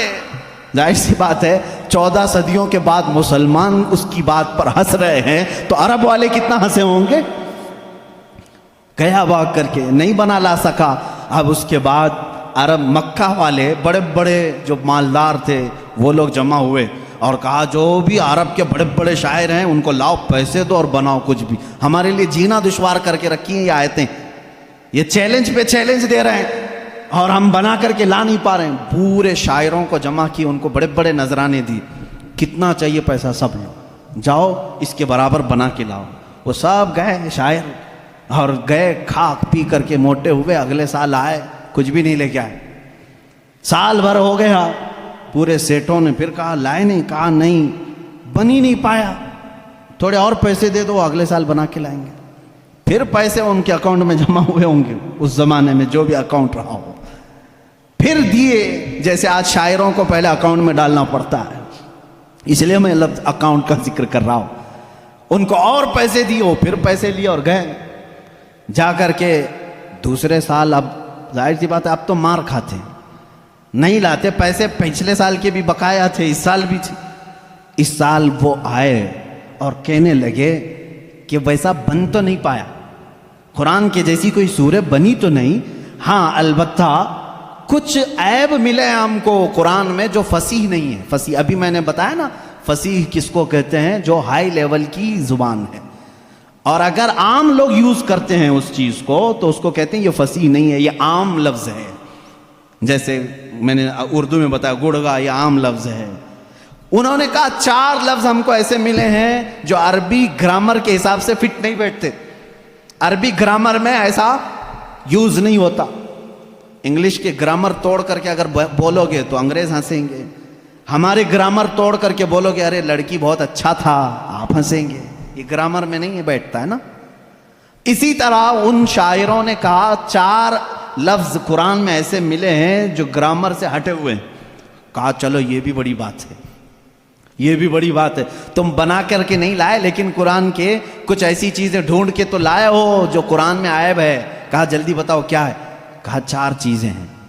توجہ چاہتا ہوں میرے عزیز، یہ ذہن میں رکھنا، حضوا ایک لفظ آیا ہے۔ ان جاہلوں نے کہا، وہ شاعروں نے، بڑے بڑے شاعر تھے، حضوا نہیں یوز کرتے عربی میں، استہزاء، یعنی مذاق کے لفظ کو کیا کہتے ہیں عربی میں؟ استہزاء، لیکن قرآن میں حضوا یوز ہوا۔ تو انہوں نے کہا حضوا یہ عام لفظ ہے، یہ ایسا نہیں یوز ہونا چاہیے تھا۔ کہا دوسرا کیا ہے جلدی بتاؤ؟ کہا کبیر بڑے کو کہتے ہیں لیکن قرآن نے اس کو کبار کہا ہے۔ کبار کون یوز کرتا ہے؟ ان شاعروں نے کہا کبار یہ گرا ہوا لفظ ہے، کبیر یوز کرتے ہیں، اچھے لوگ جو ہیں وہ کبیر یوز کرتے ہیں، کبار نہیں۔ 2 لفظ ہوئے، حضوا، کبار۔ پھر تیسرا لفظ انہوں نے کہا لشیئن آتا ہے، لشیئن، یہ گرامر کے حساب سے فٹ بیٹھتا ہے، لیکن قرآن نے لشیئن کہا پیش کے ساتھ، یہ بھی گرا ہوا۔ پھر کہا اچھا اور کیا ملا؟ کہا عجیب ہوتا ہے، جیسے کوئی بھی عجیب چیز کو دیکھتے ہیں عربی میں بھی اس کو عجیب کہتے ہیں، عجیب، لیکن قرآن نے اس کو عجاب کہا ہے۔ عجاب یہ گرا ہوا لفظ ہے، عجاب کہاں آتا؟ یوز نہیں ہوتا عرب میں۔ تو یہ سیٹھ لوگ بڑے خوش ہو گئے، چلو کچھ تو کمیاں ڈھونڈ کے لائے ہیں 2 سال کی محنت کے بعد، چلو محمد صلی اللہ علیہ وسلم کے پاس آئے، کہا ہے محمد صلی اللہ علیہ وسلم آپ کے چیلنج کو ہم نے ایکسیپٹ کیا، صورتیں تو نہیں لائے لیکن تمہارے قرآن میں 4 ایسی باتیں ہیں جو فصیح نہیں ہیں، عام ہیں، گرامر سے گری ہوئی ہیں۔ حضور صلی اللہ تعالیٰ علیہ وسلم نے پوچھا بھی نہیں کیا ہے کیا نہیں ہے، کہا میں تم سے بات نہیں کروں گا، تم سے بات نہیں کروں گا، تم اور میں ہوں نا، ہمارے دونوں کے بیچ میں کوئی ایک بڑا فیصلہ کرنے والا ہونا چاہیے۔ کون طے کرے گا؟ کون طے کرے گا کہ یہ عربی گرامر کے حساب سے فٹ بیٹھتے ہیں کہ نہیں بیٹھتے ہیں، فصیح ہے کہ غیر فصیح ہے؟ تو حضور صلی اللہ تعالیٰ علیہ وسلم نے یہ فیصلہ بھی ان کے ہی حوالے کر دیا، جاؤ تم ہی ڈھونڈ کے لاؤ کوئی ایسا بڑا آدمی جو میرے اور تمہارے درمیان فیصلہ کرے گا۔ تو انہوں نے کہا ٹھیک ہے ڈھونڈتے ہیں۔ ڈھونڈ کر کے جانتے ہو کس کو لائے ہو؟ ایک 97 برس کا بڈھا تھا، 97 ایئرز کا، وہ اپنی لینگویج کو اتنی محفوظ رکھتا تھا کہ شہر کی لینگویج مکس نہ ہو جائے، اس کے لیے وہ پہاڑوں پہ رہتا تھا، اس کو اپنی لینگویج پر فخر تھا، اس سے زیادہ عرب میں کوئی فصیح آدمی نہیں تھا۔ اگر اس کی طرف سے کوئی بات آئی تو پورے عرب میں وہ قانون بن جاتی تھی، یہ لینگویج بہت فصیح ہے، فلاں بوڑھا جو 97 سال کا وہ بولتا ہے۔ تو یہ لوگ گئے، سارے سیٹھ اور شاعر اس کے پاس گئے، کہا ہمارے اور محمد صلی اللہ علیہ وسلم کے درمیان میں ایک مقدمہ ہے، آپ کو فیصلہ کرنا ہے۔ انہوں نے کچھ بتایا ہی نہیں تھا کیا ہے کیا نہیں ہے۔ اس بوڑھے کو منا لیا اور وہ بوڑھا اتر کے آیا، پہاڑوں سے اتر کر کے حضور کے پاس آئے۔ اب فیصلہ ہونا تھا۔ اب توجہ چاہتا ہوں، 4 لفظ ہے نا، حضوا، کبار لشیء عجاب، یہ 4 ورڈ ہیں، ان کا دعویٰ تھا۔ اس بوڑھے کو لے کر کے آئے فیصل بنا کر کے حضور صلی اللہ علیہ وسلم کے پاس۔ جب وہ آیا تو حضور بیٹھے ہوئے تھے، اور عرب میں بڑے لوگ آتے ہیں تو کھڑے ہو کر کے استقبال کرتے تھے۔ حضور اکرم صلی اللہ علیہ وسلم نے نہیں استقبال کیا، اٹھے ہی نہیں، آپ بیٹھے رہے۔ وہ بوڑھا آیا، دیکھتا رہا، اور اس کے بعد آ کر کے اپنی جگہ بیٹھ گیا۔ حضور کھڑے ہو گئے۔ وہ جب بیٹھا حضور کھڑے ہو گئے، وہ بچک کر کے پھر کھڑا ہو گیا۔ بوڑھا تھا، حضور صلی اللہ علیہ وسلم بیٹھ گئے، پھر وہ بھی بیٹھا۔ تھوڑی دیر وہ ادھر بیٹھا تو میرے آقا صلی اللہ علیہ وسلم نے فرمایا نہیں نہیں نہیں، ادھر آ کے بیٹھو۔ اس کو اٹھایا، پھر ادھر بیٹھایا۔ تھوڑی دیر ابھی وہ بیٹھا تھا، پھر حضور نے فرمایا یہاں نہیں، ادھر آ کے بیٹھو، ادھر ہی ٹھیک تھا۔ اس کو پھر ادھر اٹھایا۔ بھائی 97 سال کے بوڑھے کو اگر بار بار اٹھاؤ گے بٹھاؤ گے سنک جائے گی، کیا ہوگا؟ پھر اس کے بعد اس کو حضور نے کہا تیسری مرتبہ، ارے نہیں، آمنے سامنے بات کرنا اچھا، یہاں سے اٹھو، سامنے آؤ۔ ارے میاں اب تو اس کی حالت خراب ہو گئی، اٹھا اور غصے میں بولنے لگا یا محمد انی شیخ کبار اتتخذنی ہزوا وان منکم ھذا لشیء عجاب۔ اس بوڑھے نے کیا کہا معلوم ہے؟ اے محمد انی شیخ کبار، میں بوڑھا آدمی ہوں، اتتخذنی ہزوا، کیا تم میرا مذاق کر رہے ہو؟ وَإِنَّ مِنْكُمْ هَذَا لَشَيْءٌ عُجَابٌ، اور ایسا معاملہ تمہارے سے یہ بہت عجیب لگتا ہے۔ 4 ورڈ اس نے ایک جملے میں یوز کیے۔ حضور اکرم صلی اللہ علیہ وسلم نے ان شاعروں کی طرف دیکھا، لائے بھی تو اس کو لائے ہو جو قرآن کی باتیں ہی یوز کر رہا ہے۔ بیچارے اب ان کے پاس منہ جھکا کر جانے کے علاوہ کیا چاہ رہا تھا؟ فیصلہ ہو گیا اس دن۔ یہ بوڑھا جو بات کہتا ہے وہ فصیح بات کہتا ہے۔ بعد میں اس بوڑھے کو پتہ بھی نہیں تھا کہ یہ لوگ لائے کس بات کے لیے تھے، کس چیز کا فیصلہ کرنے کے لیے لائے تھے۔ ہو سکتا ہے بعد میں جا کر کے اس کو بہت جھگڑا ہوا ہوگا کہ ہم تو یہی 4 باتوں کو یہاں پر تمہیں بتانے کے لیے لائے تھے کہ قرآن میں غیر فصیح وہی بول کے آ گئے۔ خیر، یہ ایسا ہی ہوا جیسے کسی بچے کو باپ یہ کہہ کر کے گھر پہ آنے والے سے کہتے ہیں کہہ دینا ابا سو رہے ہیں، ہاں؟ سامنے کوئی گھر کے باہر آتا ہے تو بچہ جا کر کے کہتا ہے ابا کہہ رہے ہیں ابا سوئے ہیں۔ یہی بات ہوتی ہے۔ اسی طرح سے اس کے ساتھ بھی معاملہ ہوا ہوگا۔ بہرحال قرآن کا چیلنج برقرار رہا اور آج تک باقی ہے۔ آج کے اس ڈیجیٹل لائف میں بھی کوئی قرآن کا یہ مثل لا نہیں سکا۔ وہ کتاب تمہارے پاس ہے میرے عزیزو۔ اللہ رب العزت نے اس کتاب کے اندر کتنے علوم کا سمندر رکھا ہے، کبھی آپ نے سوچا ہے؟ یہ وہ لوگ تھے جو عرب لا نہیں سکے، لیکن جو سمجھ بوجھ رکھتے تھے انہوں نے قرآن کا مطالعہ شروع کیا اور اس میں سے جواہر نکالے، موتیاں نکالی۔ اب مختصر میں ذکر کرتا چلا جاؤں گا۔ سارے علوم قرآن میں ہیں۔ میں اس کو کالج کے جو اسٹوڈنٹس ہیں یا جو پروفیسرز ہیں یا جو لیکچرر ہیں یا جو ڈاکٹرز ہیں، انجینئر ہیں، جو بھی ہیں، وہ آج میری اس تقریر کے مخاطب ہیں۔ سنو، قرآن پاک میں وہ علوم جس کی ایجاد آج کے زمانے میں کہی جاتی ہو، میں 14 صدیوں پہلے کی ان آیات میں تمہیں واضح بتا سکتا ہوں کہ کون کون سے علوم قرآن میں آئے ہیں۔ آپ نے شاید پہلے دن ہی سنا ہوگا، آسٹرونومی، یہ وہ علم ہے جو علم الفلکیات جس کو کہتے ہیں، آسمان کائنات کا علم، آسمانوں میں کیا ہے، گیلیکسی میں کیا ہے اور کیسے دنیا وجود میں آئی، اس علم کے جاننے والے آسٹرونومی کہلائے جاتے ہیں۔ آسٹرونومی کے بیسک فارمولے قرآن پاک میں ہے۔ جانتے ہیں آپ آسٹرونومی کی سب سے بڑی تحقیق کیا ہے؟ ان سائنسدانوں کی سب سے بڑی تحقیق یہ ہے کہ ایک شخص ہے انگریزوں کا، جس کو یہ کہا گیا اسٹیفن ہاکنگ، یہ 1925 کی بات ہے، جس نے سب سے پہلے یہ کہا کہ کائنات پھیل رہی ہے۔ 1925 میں 1925 میں سب سے پہلے اس نے یہ کہا، میں دیکھ رہا ہوں گیلیکسی میں سٹارز دور دور ہو رہے ہیں اور پھیل رہی ہے یہ کائنات۔ اس نے وسعت کائنات کا نظریہ سب سے پہلے دیا۔ اور قرآن کہتا ہے وَالسَّمَاءَ بَنَيْنَاهَا بِأَيْدٍ وَإِنَّا لَمُوسِعُونَ، آسمان کو ہم نے اپنے دست قدرت سے بنایا ہے اور اس کو ہم قیامت تک پھیلاتے رہیں گے۔ قرآن کہہ رہا ہے اس کو ہم پھیلاتے رہیں گے. اور یہ ہے ایسٹرونومی کے لیے یہ جو جس کا نام میں نے لیا ہے اسٹیفن ہاکنگ, اس نے کہا یہ 20ویں صدی کی سب سے بڑی تحقیق ہے, سب سے بڑی تحقیق ہے. مجھے معلوم نہیں 14ویں صدی میں 14 صدی پہلے ہی یہ تحقیق اللہ کے کلام میں آ چکی. عزیزان گرامی, اور یہ آپ کو بگ بینگ کا جو میں نے بتایا تھا فرسٹ ڈے آپ نے سنا ہوگا, اس زمانے میں نہیں بلکہ یہ بگ بینگ کا جو وہ لایا ہے جس نے ایسٹرونومی میں, جو سب سے پہلے سائنسدان نے کہا کہ پہلے یہ زمین آسمان سب چیزیں ایک ہی تھیں, ایک بڑا دھماکہ ہوا اس سے پوری کائنات پھیلی. ان کا اب جا کر کے یہ نظریہ ہوا کہ ایک بڑا دھماکہ ہوا, اس کے بعد سب چیزیں الگ ہو گئیں, چاند الگ ہوا, تارے الگ ہوئے, اور سورج الگ ہوا, زمین الگ, آسمان الگ. اس تھیوری کو قرآن نے خود بیان کیا ہے.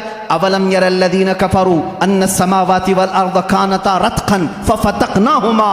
اللہ فرماتا ہے اے محبوب کیا نہیں دیکھتے وہ کافر اب بھی انکار کر رہے ہیں, زمین اور آسمان ملے ہوئے تھے, ہم نے ان کو پھاڑ کر کے الگ کیا.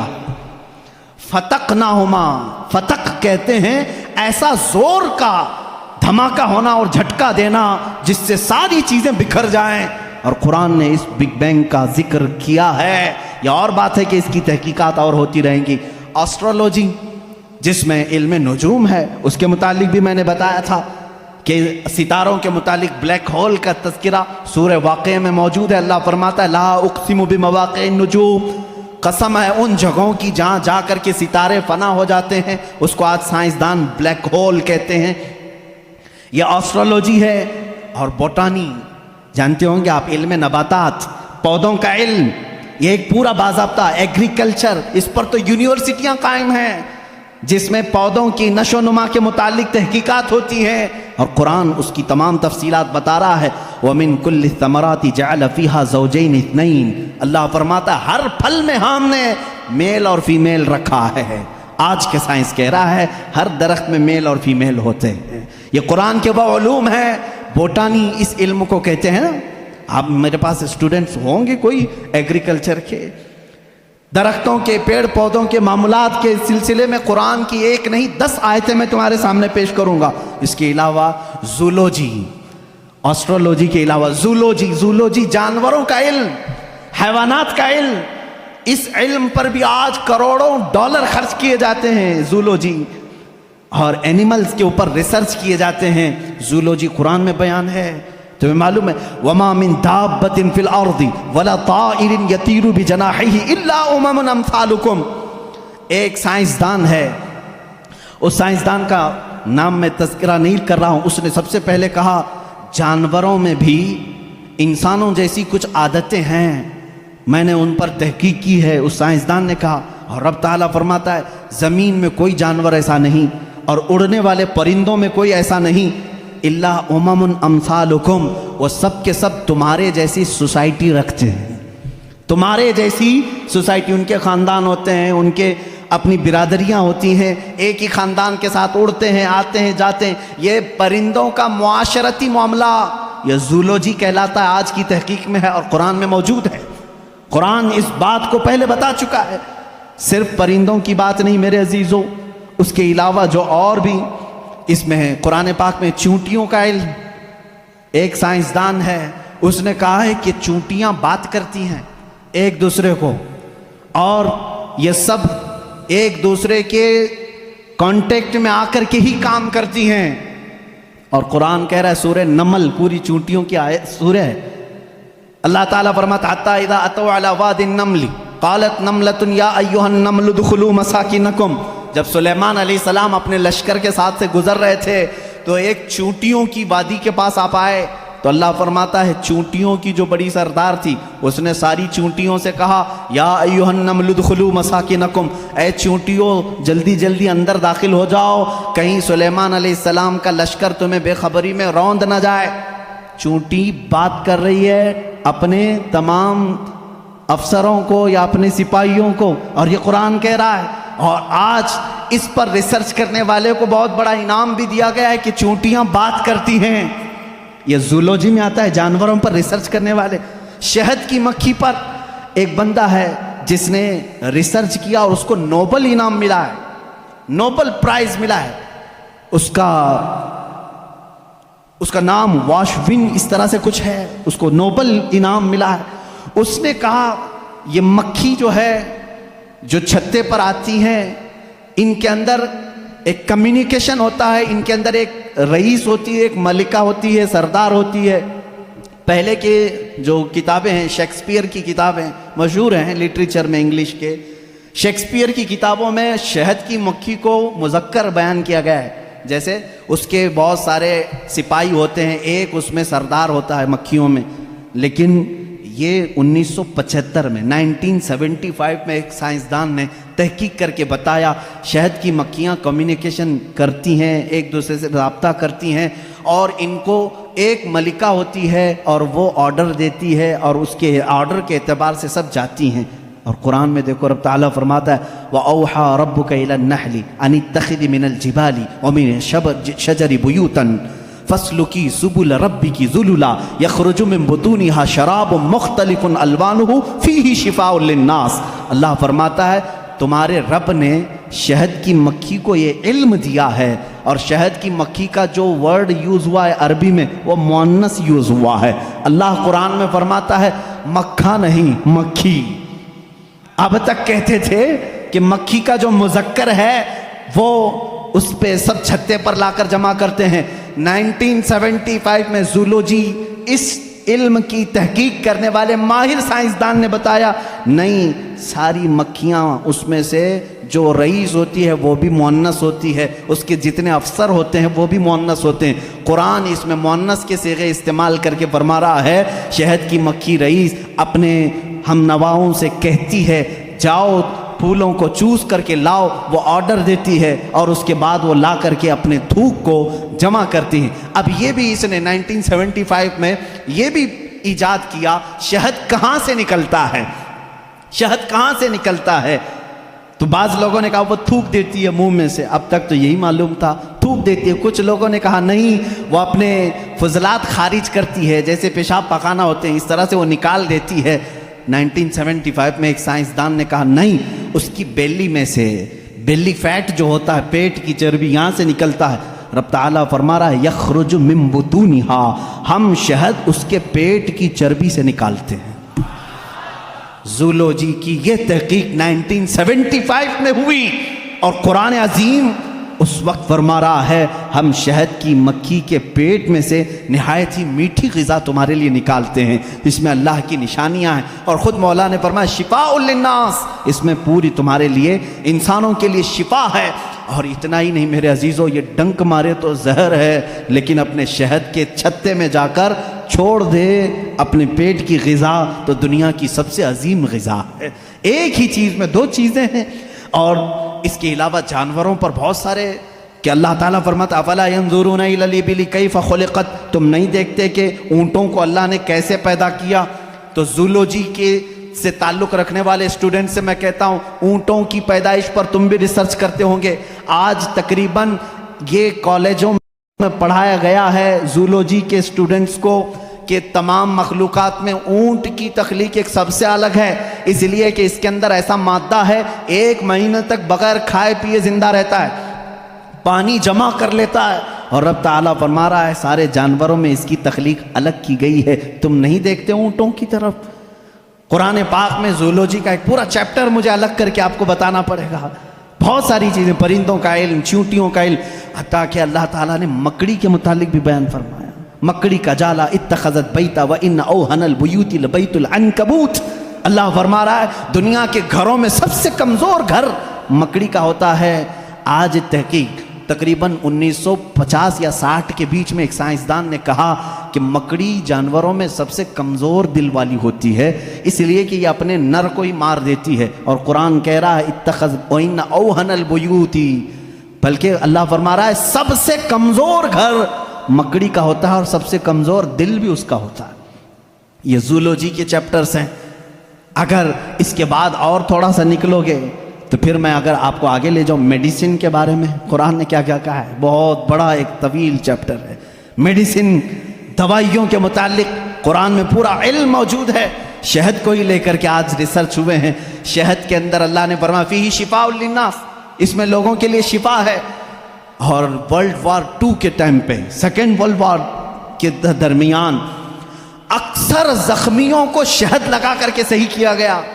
آج بھی جو جدید ترقی یافتہ کنٹریز ہیں ان کے ہاں شہد پر ریسرچ ابھی بھی چل رہا ہے، اور انہوں نے کہا ہے کہ اس میں وٹامن کے پایا جاتا ہے جو کسی دوسری چیز میں ہوتا ہی نہیں ہے۔ یہ زخموں کو بہت جلدی ختم کر دیتا ہے اور زخموں پر فنگس آنے نہیں دیتا، انفیکشن آنے نہیں دیتا۔ رب فرما رہا ہے فیہ شفاء للناس۔ میڈیسن کا تذکرہ کیا قرآن میں نہیں ملتا؟ میڈیکل کے اسٹوڈنٹس اور اگر آگے آئیں تو میں ایمبریالوجی کے متعلق بتاؤں آپ کو۔ ایمبریالوجی کیا ہے؟ یہ علم الجنین، بچے کی ولادت کے جو معاملات ہوتے ہیں اس کو ایمبریالوجی کہتے ہیں۔ ڈاکٹرز ہوں گے وہ سمجھیں گے ہماری بات کو۔ ایمبریالوجی ایک پورا کا پورا علم ہے، اور انہی کی باتوں سے میں آپ کو بتاؤں۔ ایمبریالوجی میں کہا گیا ہے کہ سب سے پہلے پانی کا ایک قطرہ مرد کے نطفے سے گا کر ماں کے رحم مادر میں جمع ہوتا ہے۔ پہلے قرآن کی آیتیں پڑھو۔ وَلَقَدْ خَلَقْنَا الْإِنسَانَ مِنْ سُلَالَةٍ مِنْ طِينٍ ثُمَّ جَعَلْنَا النُّطْفَةَ عَلَقَةً فَخَلَقْنَا الْعَلَقَةَ مُضْغَةً فَخَلَقْنَا الْمُضْغَةَ عِظَامًا فَكَسَوْنَا الْعِظَامَ لَحْمًا۔ اللہ تعالیٰ نے اس آیت کو، اس طرح کی آیت کو 3 یا 4 مرتبہ، انسان کی تخلیق کیسے ہوئی، رب فرماتا ہے اللہ تعالیٰ نے نطفے سے تمہیں پیدا کیا، نطفے سے۔ اچھا، میں ایک ڈاکٹر صاحب سے بات ہو رہی تھی، انہوں نے کہا پورا نطفہ جو ہوتا ہے انسان کا، منی جو مرد کی ہوتی ہے، اس میں ایک بار کی منی میں تقریباً 30 لاکھ سپم ہوتے ہیں، جو جراثیم، جس کو کیڑا یہ لوگ کہتے ہیں، جو جا کر کے عورت کے اوم میں، یعنی اس کے بیضے ہوتے ہیں، انڈے ہوتے ہیں، اس میں ٹکراتا ہے اور جا کر کے فکس ہو گیا اگر ایک جراثیم، ایک کیڑا، ایک سپم کا، تو پھر بچے کی ولادت وہاں سے شروع ہوتی ہے۔ تو انہوں نے کہا کہ 30 لاکھ میں سے ایک ہی جاتا ہے، 30 لاکھ میں سے ایک ہی جاتا ہے۔ اور رب تعالیٰ کے اس کلام پر قربان جاؤ، اللہ فرماتا ہے سلالۃ من ماء مہین، کہ جب تم نطفہ ڈالتے ہو تو بہت سارے پانی میں سے جو اصل ہوتا ہے مولا اسی سے پیدا کرتا ہے۔ سلالہ کہتے ہیں سب سے قیمتی چیز، اس میں سے جو اصل ہے اسی سے پیدا کرتا ہے۔ 30 لاکھ اگر سپم میں جراثیم آئے ہوں، صرف ایک ہی سے پیدا کیا جاتا ہے۔ پھر اس کے بعد اللہ تعالیٰ نے فرمایا ہم اس کے ذریعے سے علقہ بناتے ہیں۔ علقہ کیا ہے؟ مضغہ کیا ہے؟ علقہ بستہ خون ہے، بستہ خون مطلب خون جیسے ہوتا ہے۔ میں نے ایک ڈاکٹر سے پوچھا اس میں ہی انٹرنیٹ پر، تو انہوں نے ایک تحقیق مجھے بھیجی کہ ایمبریالوجی کے شروع کے دنوں میں یہ ہوتا ہے کہ جیسے جونک ہوتی ہے نا، جونک ایک کیڑا ہے، چپک جائے تو چھوڑتا نہیں ہے، تو علقہ قرآن میں ذکر ہے، میں اس پر پڑھ رہا تھا۔ علقہ جیسے چنگم والی چیز ہوتی ہے، چپکنے والی، اگر خون کے چپکنے والے حصہ کوئی بن گیا تو اس کو علقہ کہتے ہیں۔ اور آج ڈاکٹرز کہہ رہے ہیں نطفے کے بعد اگر سب سے پہلے بچے میں کچھ بنتا ہے تو وہ گم ٹائپ کا ایک خون بنتا ہے، جس کو قرآن بتا رہا ہے۔ یہ ساری چیزیں سونوگرافی کے بعد معلوم ہوتی ہیں، سکین کرنے کے بعد معلوم ہوتی ہیں، اور اس کے بعد مضغہ ہے، گوشت کا ایک لوتھڑا، اس میں اللہ تعالیٰ نے جو مضغہ لفظ استعمال فرمایا، اس کا مطلب کیا ہے؟ یہ بھی ڈاکٹرز اس کی بھی تسلیم کریں گے۔ ایک بہت بڑا سائنسدان ہے، اس سے پوچھا گیا 3rd سٹیج ایمبریالوجی سٹیجز میں سے 3rd سٹیج کیا ہے؟ تو اس نے ایک لمبا سا آٹا یا کچھ چنگم لیا، اس کو دانتوں میں رکھا، چبا کر کے دکھایا، ایک لمبا کیڑا اور اس پر دانتوں کے نشان، دانتوں کے نشان۔ ڈاکٹرز جب سکیننگ کریں گے تو ان کو یہ پتا چلے گا کہ پہلے ماں کے پیٹ میں ایک لمبی چیز بنی جس پر دانتوں کے نشان جیسے۔ قرآن نے مضغہ کہا۔ مضغہ کیا چیز ہے؟ جب عربی میں اس کا ترجمہ دیکھا گیا تو ایسی چیز جو لمبی ہڈی ہو اور اس میں جگہ جگہ سے کاٹا گیا، مضغہ اس کو کہتے ہیں۔ اور ڈاکٹرز کل 100% اتفاق کرتے ہیں کہ 3rd سٹیج میں جب یہ بچے کی ولادت آتی ہے تو اس کی صرف ریڑھ کی ہڈی بنی ہوتی ہے جو پیٹھ پر ہے، جس میں جگہ جگہ گانٹھ ہے، ایسا لگتا ہے جیسے کسی نے کسی چیز کو چبایا۔ یہ قرآن میں ایمبریالوجی کا فلسفہ موجود ہے۔ اگر یہ سٹیجز میں بتاؤں 9 مہینے تک بولنا پڑے گا نا، بچے کی ولادت 9 مہینے بعد ہوتی ہے۔ ایمبریالوجی کے بہت ساری چیزیں ہیں، اور اللہ میں آپ کو یہ بتاؤں سب سے پہلے چیز کیا بنتی ہے انسان کی، یہ بھی تحقیقات سائنس کر چکا ہے. سب سے پہلے بچے کے نطفے کے بعد علقہ، مضغہ، اور اس کے بعد اس پر چمڑی آتی ہے، یا جو بھی 27 ویکس اگر 24 ویکس ہوتے ہیں اگر پریگننسی کے، تو سب سے پہلے وہ جنین میں سننے کی چیز آتی ہے. کیا؟ سننے کی چیز. اس کے بعد اس کے اندر محسوس کرنے کی، دیکھنے والی چیز آ جاتی ہے 27 ویکس کے بعد. پھر اس کے بعد اس کی ہارٹ بیٹ بھی شروع ہوتی ہے. اب قرآن کی آیت پڑھو، اللہ فرماتا ہے وَجَعَلَ لَكُمُ السَّمْعَ وَالْأَبْصَارَ وَالْأَفْئِدَةَ قَلِيلًا مَا تَشْكُرُونَ. ہم نے تمہارے ماں کے پیٹ میں سب سے پہلے سننے کی طاقت دی، دیکھنے کی طاقت دی، پھر دھڑکنے والا دل عطا کی. اللہ اللہ، یہ ترتیب کہاں سے آئی؟ یہ اس زمانے میں قرآن نازل ہوا جہاں کوئی خوردبین نہیں تھی، کوئی مائکروسکوپ نہیں تھا، کوئی ٹیلیسکوپ نہیں تھا، کوئی سونوگرافی نہیں تھی، کوئی اسکیننگ سینٹر نہیں تھا. جب قرآن یہ بتا رہا ہے وہ لوگ اس وقت ماؤں کے پیٹ میں کیسے بات جان سکتے تھے؟ ایک بہت بڑا سائنسدان ہے، اس کے سامنے ایمبریولوجی کے تذکرے کیے گئے اور قرآن کی آیتیں بتائی گئی، تو کہتا ہے شاید محمد صلی اللہ علیہ وسلم کے پاس کوئی ایسی بڑی مشین تھی جس کو وہ دیکھ کر کے سب بتائیں. ان سے کہا گیا میاں یہ 1400 سال پہلے کی ہے، تو وہ خود ہنسنے لگا. ہاں یہ تو ٹیلیسکوپ جو دیکھنے والی خوردبین ہے، مائکروسکوپ، یہ تو 16ویں صدی میں ایجاد ہوئی ہے، اور اس وقت جب ایجاد ہوئی تو بڑی بڑی چیزیں ہی خالی دیکھ سکتی تھی، چھوٹی چیزوں کو دیکھا بھی نہیں جاتا. پھر اس نے اٹھ کر کے یہ کہا پھر تو یا تو اوپر والی کوئی طاقت ان کے ساتھ ہوگی. یہ باتیں اگر وہ اس زمانے میں بتائے ہیں تو پھر کوئی اور طاقت ہوگی. یہ قرآن کے علوم ہیں میرے عزیزو، پڑھو اس قرآن کو، کیا نہیں ہے اس کے اندر. اب میں اگر ایمبریولوجی ہو گئی بات، اس کے علاوہ اور ہائیڈرولوجی، زمین کے معاملات، پانی کے تبخیر کا سب سے پہلا مادہ قرآن نے بتایا. یہ واٹر سائیکل کے جو تھیوری ہے، سب سے پہلے جانتے ہیں آپ کو کس نے پیش کی ہے؟ ایک سائنسدان ہے جس نے یہ بات پیش کی، برنارڈ پیلیسی نام کا ایک سائنسدان ہے. اس نے یہ تھیوری پیش کی کہ سمندر کا پانی گرمی سے سوکھتا ہے، آسمانوں میں جاتا ہے. سائنس میں ہم بھی اسکول میں پڑھے تھے، دھوپ میں پانی اڑ کر کے جاتا ہے، پھر جمع ہوتا ہے، پھر بارش میں آتا ہے. یہی ہے نا یہ واٹر سائیکل کا جو نظام ہے، ایواپوریشن اس کو کہتے ہیں.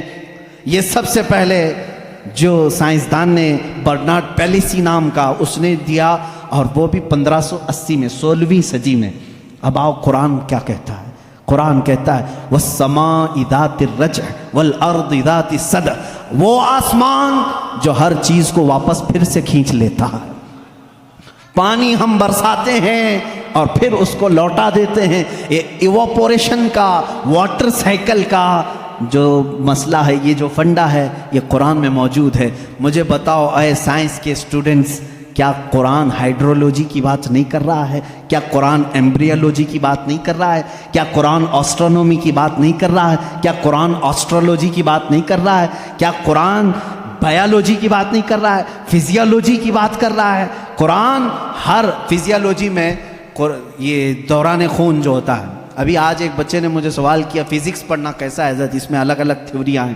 میں اس کے لیے بھی بتا دوں، فزکس قرآن میں موجود ہے. فزکس کا ایک بہت بڑا فنڈا یہ ہے کہ ایٹم یہ تقسیم نہیں ہوتا. پہلے سے لوگوں کا خیال تھا ایک ذرہ ہوتا ہے. 14 صدیوں تک لوگ یہ مانتے تھے ایک لاسٹ کوئی چیز ہوگی، اس سے لاسٹ تو کوئی کچھ نہیں ہوگا نا. جیسے ذرہ، ایک چھوٹا سا ہلکا ذرہ، وہ نہیں تقسیم ہوگا. فزکس والوں نے یہ ثابت کیا نہیں، ذرہ بھی تقسیم ہوتا ہے، ایٹم کو بھی تقسیم کیا جا سکتا ہے، ڈیوائیڈ ہو سکتا ہے. یہ فزکس کا فنڈا ہے، یہ فزکس کی تھیوری ہے. اور قرآن کہتا ہے لا يعزب عنه مثقال ذرة في السماوات والارض ولا اصغر من ذلك ولا اکبر الا في کتاب مبین. اللہ فرماتا ہے ذرے کے برابر بھی کوئی چیز اللہ تعالیٰ قیامت کے دن چھوڑے گا نہیں. ہاں ذرے سے چھوٹی بھی ہو، ذرے سے بڑی بھی ہو. سب سے پہلے عرب میں قرآن نے یہ کہا ذرے سے چھوٹا، ایٹم سے بھی چھوٹی چیز ہو سکتی ہے. اور 14 صدیوں کے بعد فزکس والے کہہ رہے ہیں کہ ایٹم بھی تقسیم ہو سکتا ہے. یہ فزکس ہے جو قرآن پاک میں ہے. بہت سارے علوم ہیں میرے عزیزوں، میں گنانے لگوں. اخیر میں تمہیں صرف 2 چند باتیں عرض کروں گا. کیلکولیشن آتا ہے نا، بہت سارے تو 10ویں میں میتھس میں ہی فیل ہوتے. میتھس لو نکالو آج میں تمہیں قرآن کا میتھس بتاتا ہوں، سب اپنے ہاتھوں میں کیلکولیٹر لے کر کے بیٹھو، میں حساب بولتا جاتا ہوں اور کرتے جانا ہوں کہ قرآن کے مثل کوئی دوسرا کیوں نہیں لا سکتا۔ میں تمہیں بتاؤں، ایسی اس کے اندر ترتیب ہے، اللہ نے ایسا بنا کر کے رکھا ہے، ممکن ہی نہیں ہو سکے گا، ممکن ہی نہیں ہو سکے گا۔ ایک بڑے سائنسدان نے تحقیق کیا اور کمپیوٹر میں ڈال کے چیک کیا ہے بار بار، اس نے 1965 میں یہ تحقیق ہوئی تھی۔ میں آپ کو اس کے متعلق بتاتا ہوں۔ اس میں جو الفاظ ذکر ہوئے ہیں نا قرآن میں، وہ یوں ہی نہیں ہے کوئی بیان آ رہا ہے، جبکہ آپ کو معلوم ہے اس میں قصے بھی ہیں، زمانے ماضی کی خبریں بھی ہیں، انبیاء کے تذکرے بھی ہیں، معاشرے میں ہونے والے ان کے اوپر عذابات کا بھی ذکر ہے۔ قرآن میں ہے کہ نہیں ہے؟ قرآن میں یوسف علیہ السلام کا قصہ ہے، موسیٰ علیہ السلام کا قصہ ہے، ایوب علیہ السلام کا قصہ ہے، ابراہیم علیہ السلام کا قصہ ہے، اسماعیل علیہ السلام کے ذبح ہونے کا قصہ، یہ سب ہے نا۔ یہ کچھ قصے بیان کیے جا رہے ہیں، اور اللہ تعالیٰ نے کچھ چیزوں کی فضیلت بیان کی، کچھ حلال بیان کیے، کچھ حرام بیان کیے۔ حرام چیزیں کیا کیا ہیں، حلال چیزیں کیا کیا ہیں، تمہیں کرنا کیا ہے، نہیں کرنا کیا ہے، یہ پورا ٹاپک ہے قرآن کا۔ لیکن اس میں جو بھی ورڈ یوز ہوا ہے نا، وہ پورا کا پورا حساب کے کیلکولیشن سے فٹ بیٹھتا ہے۔ کیلکولیشن اٹھاؤ، اور میں آپ کو بتاتا ہوں، دنیا کا علم رکھنے والے جانتے ہیں پوری روئے زمین پر خشکی کتنی ہے اور تری کتنی ہے، پانی کتنا ہے اور زمین کتنی ہے، سب کو معلوم ہے یا نہیں معلوم ہے؟ تو سنو، سائنس یہ کہتا ہے کہ 70% پانی ہے اور 30% کیا ہے؟ زمین ہے، خشکی ہے۔ یہی ہے تقریباً تحقیق سب کی یہی ہے۔ قرآن پاک میں 2 لفظ آئے ہیں، البر۔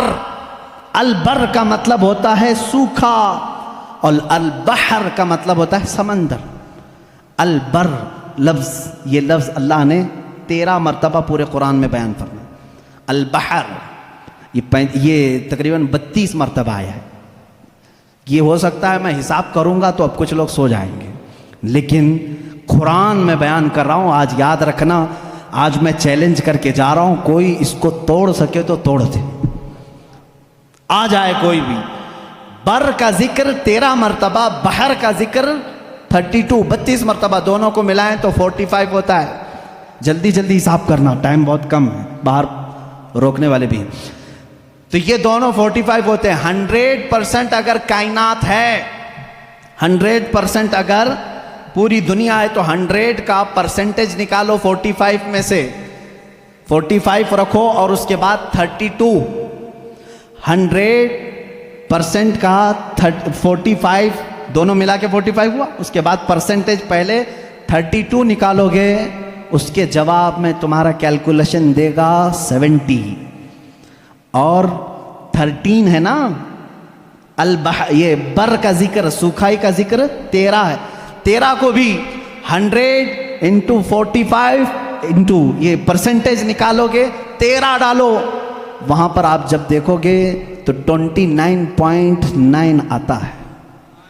یعنی قرآن اپنے الفاظ میں بھی بیان کر رہا ہے کہ بر خشکی کا ذکر اللہ نے 30% مرتبہ فرمایا، بحر کا ذکر اللہ نے 70% مرتبہ فرمایا۔ یہ قرآن یوں ہی نہیں آیا ہے، اچانک نہیں آئی یہ چیز، اس کی ایک ایک لفظ میتھ سے ایسی میچ ہے۔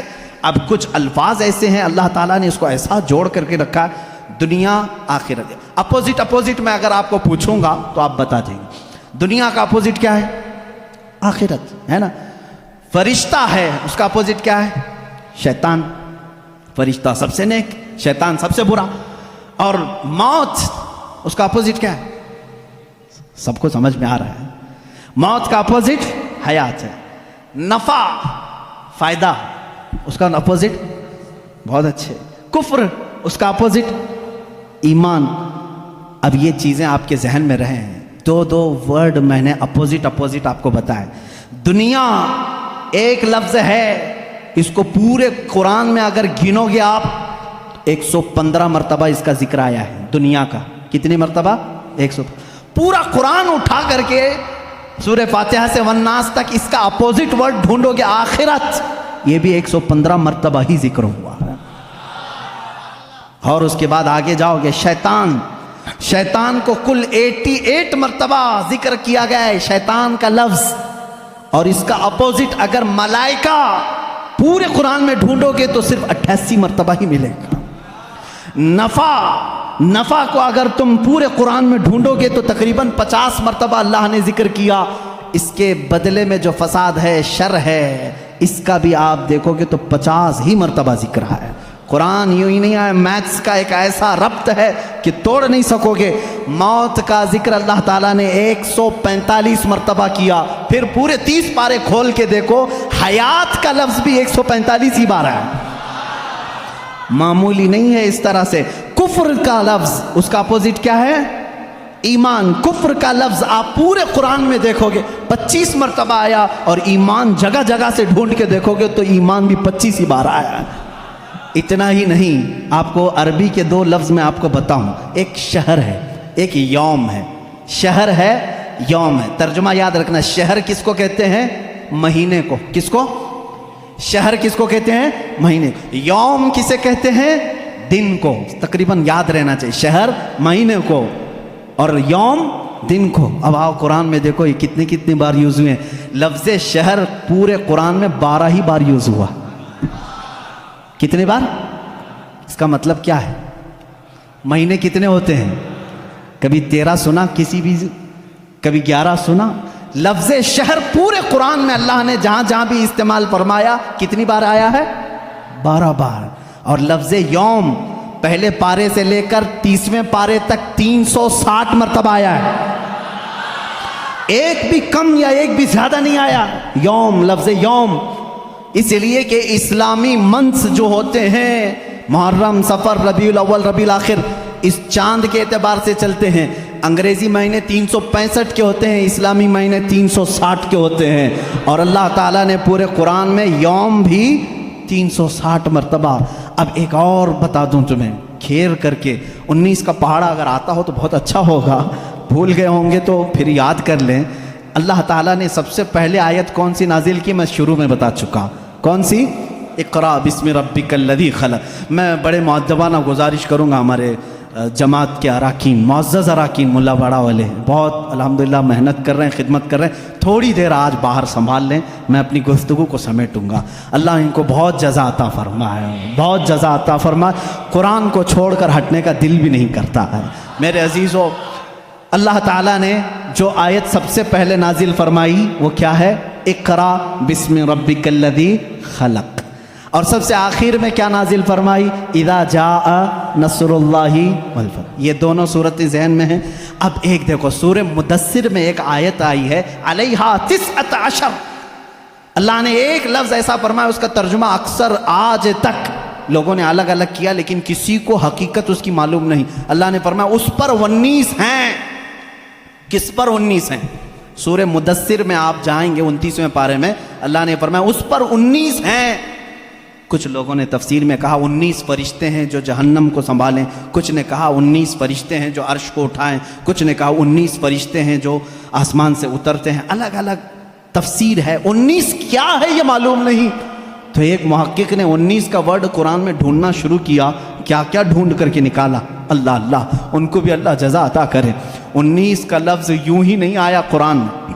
अल्लाह ताला ने इसको फरमाया ये मुहाफ़िज़त, हिफाजत करने वाली चीज़ के लिए 19 का लफ्ज़ आया है कि 19 हिफाजत करने वाले हैं। क्या है मालूम नहीं।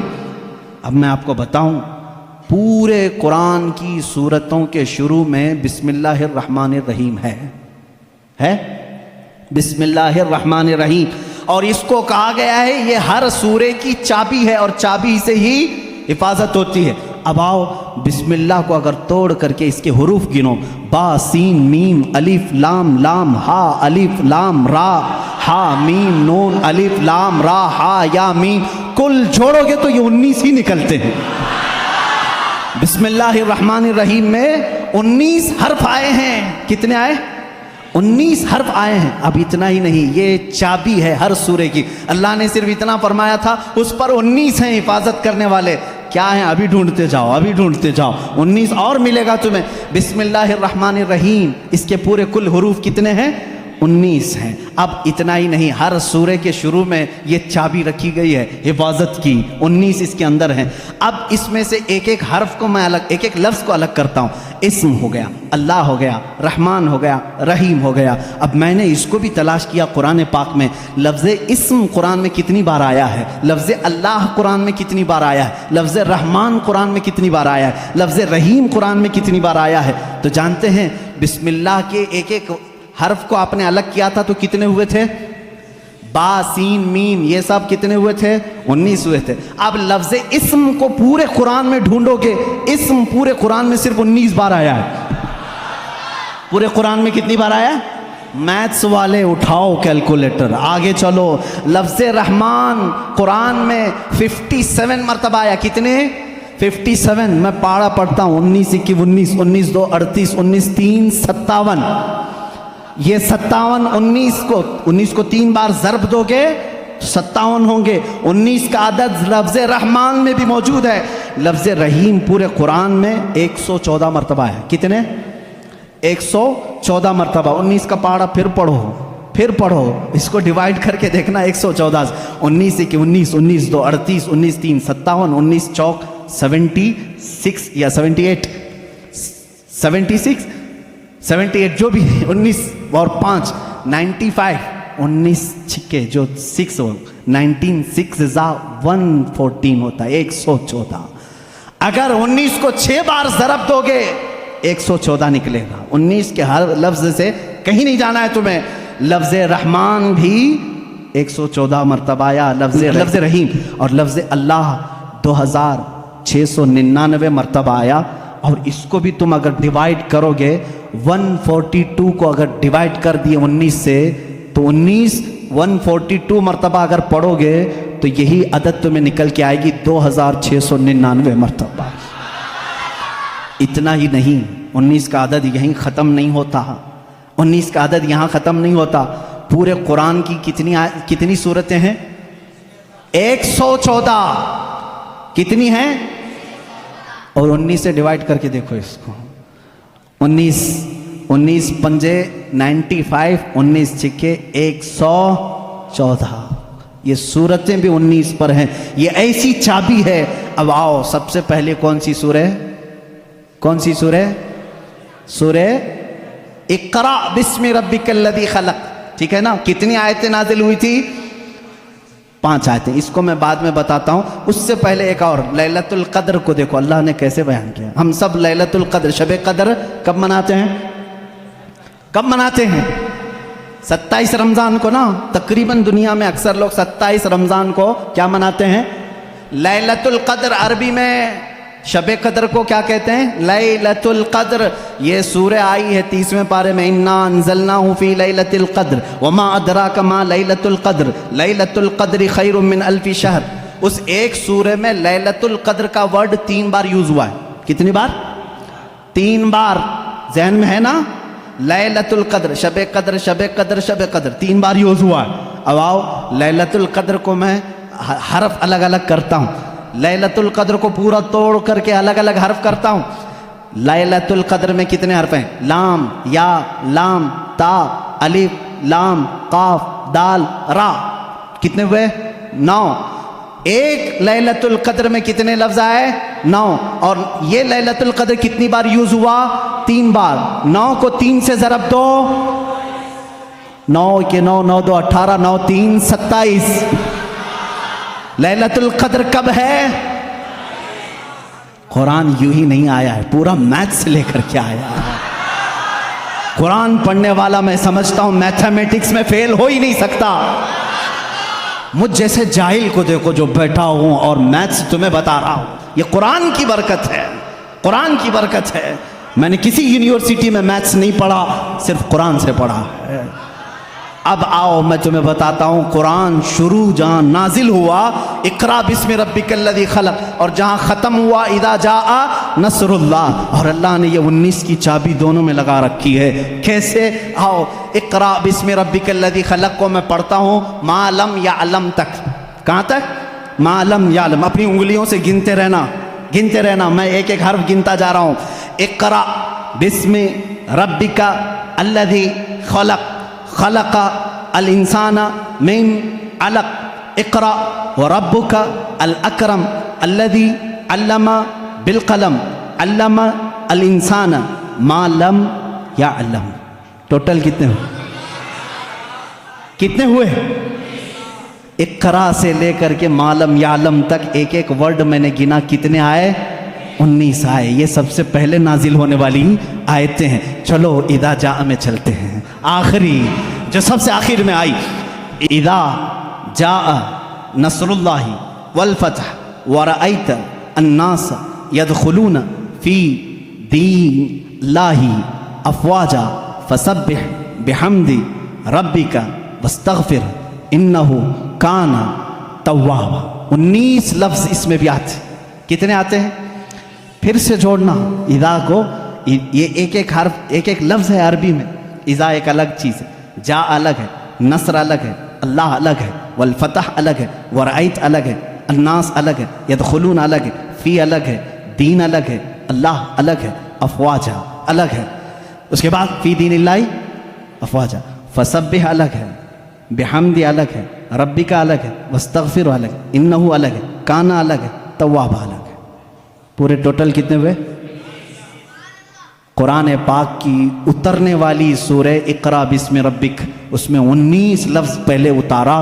جب ختم کرنا ہوا تب بھی 19 لفظ. یہ ایسی چابی ہے، اس کے فنڈے میں تم کھو کے رہ جاؤ گے، نکال نہیں پاؤ گے. میں ابھی تو یہ تمام چیزیں بیان ہی نہیں کر سکا کہ قرآن ہماری زندگی کا پورا دستور حیات ہے. جب تمہارے گھر میں بچے کی ولادت ہو تو قرآن کہتا ہے نام رکھو. نام رکھنے کی ترتیب، تمہیں کسی بھی اور لا کی ضرورت نہیں. میں سارے لا تمہیں بتا کر کے جاتا ہوں. آج قرآن جینے کا سلیقہ کیسے دیکھتا ہے. بچہ پیدا ہو تو نام رکھو. وَإِنِّي أُعِيذُهَا بِكَ وَذُرِّيَّتَهَا مِنَ الشَّيْطَانِ سَمَّيْتُهَا مریم. حضرت حنا نے کہا میں اس کا نام مریم رکھی ہوں. یہاں سے پتہ چلتا ہے بچہ پیدا ہونے کے بعد سب سے پہلی ڈیوٹی ماں باپ کی نام رکھنے کی ہے. اس کے بعد کیا ڈیوٹی ہے قرآن سے پوچھا. قرآن کہتا ہے وَالْوَالِدَاتُ يُرْضِعْنَ أَوْلَادَهُنَّ حَوْلَيْنِ كَامِلَيْنِ. والداؤں کو، ماؤں کو یہ چاہیے کہ اپنے بچوں کو دودھ پلائیں. ہم نے قرآن سے پوچھا کتنے دن پلائیں؟ حملہ وفصالہ 30 شہرا. حمل اور اس کو چھڑانا، دودھ کی پوری مقدار 30 مہینے ہے، جس میں سے کم 6 مہینے پریگننسی کے ہے. 24 مہینے دودھ پلانے کی مدت ہے. قرآن نے یہ دودھ پلانے کی ایام رضاعت بتائی. اس کے بعد پھر پوچھا بچہ جب بڑا ہو جائے تو کیا کہا جائے؟ کہا باپ کو چاہیے کہ وہ نصیحت کرے. پورا سورہ لقمان پڑھو. یا بنی انہا ان تک مثقال حبۃ من خردل فتکن فی صخرۃ او فی السماء او فی الارض یأتی بها اللہ. بچوں کو نصیحت کرو، اے بیٹا گناہ کرو گے ذرے کے برابر بھی ہو تو اللہ تعالیٰ تمہیں وہ قیامت کے دن دکھائے گا. باپ یہ بچے کو سمجھائے اقیم الصلاۃ وامر بالمعروف وانہی عن المنکر واصبر علی ما اصابک. باپ اپنے بچے کو تربیت یہ کرے. قرآن سکھا رہا ہے، میں پوری زندگی بتا کر کے جاؤں گا. اے بیٹا نماز پڑھ، برائیوں سے رک، اچھائیوں کی بات کر، اور جو بھی مصیبت آئے اس پر صبر کر.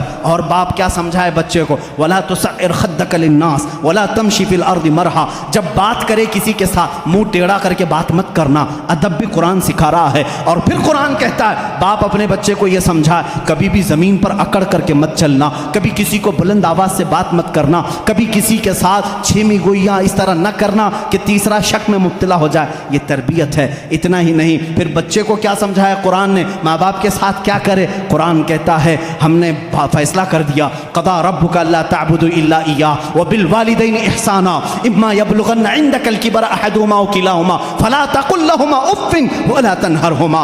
اے لوگو جب تمہارے ماں باپ میں سے کوئی ایک بوڑھا ہو جائے تو انہیں اف تک نہ کہنا، ان کے ساتھ نرم بات کرنا، انہیں جھڑکنا نہیں. ماں باپ کی تمیز قرآن دے رہا ہے. بچوں سے پوچھا گیا جب یہ بالغ ہو جائیں تو کیا کیا جائے. قرآن کہتا ہے وَإِذَا بَلَغَ الْأَطْفَالُ مِنْكُمُ الْحُلُمَ فَلْيَسْتَأْذِنُوا كَمَا اسْتَأْذَنَ الَّذِينَ مِنْ قَبْلِكُمْ. جب بچے بالغ ہو جائیں تو انہیں سکھاؤ کہ جب بھی گھر میں آئیں تو اجازت لے کر کے آئیں، اجازت کے ساتھ آئیں. ماں باپ کے پاس بھی آئیں تو اجازت کے ساتھ آئیں. قرآن معاشرہ پورا بتا رہا ہے. کسی کے گھر جاؤ تو کیا کریں. اللہ تعالیٰ فرماتا ہے لا تدخلوا بیوتا غیر بیوتکم حتی تستأنسوا. اپنے علاوہ کسی گھر دوسرے گھر جا رہے ہو تو پہلے سلام کر لو، دروازہ کھٹکھٹاؤ، اور اگر جواب نہ آئے وَإِن قِيلَ لَكُمُ ارْجِعُوا فَارْجِعُوا، واپس ہو جاؤ. اتنا ہی نہیں، قرآن نے شادی کرنے کے بارے میں بھی کہا فَانْكِحُوا مَا طَابَ لَكُم مِّنَ النِّسَاءِ مَثْنَىٰ وَثُلَاثَ وَرُبَاعَ، جب تم بڑے ہو جاؤ، استطاعت ہو تو تم نکاح کرو، جو تمہیں اچھی عورت لگے، 2 کر سکتے ہو، 3 کر سکتے ہو، 4 کر سکتے ہو،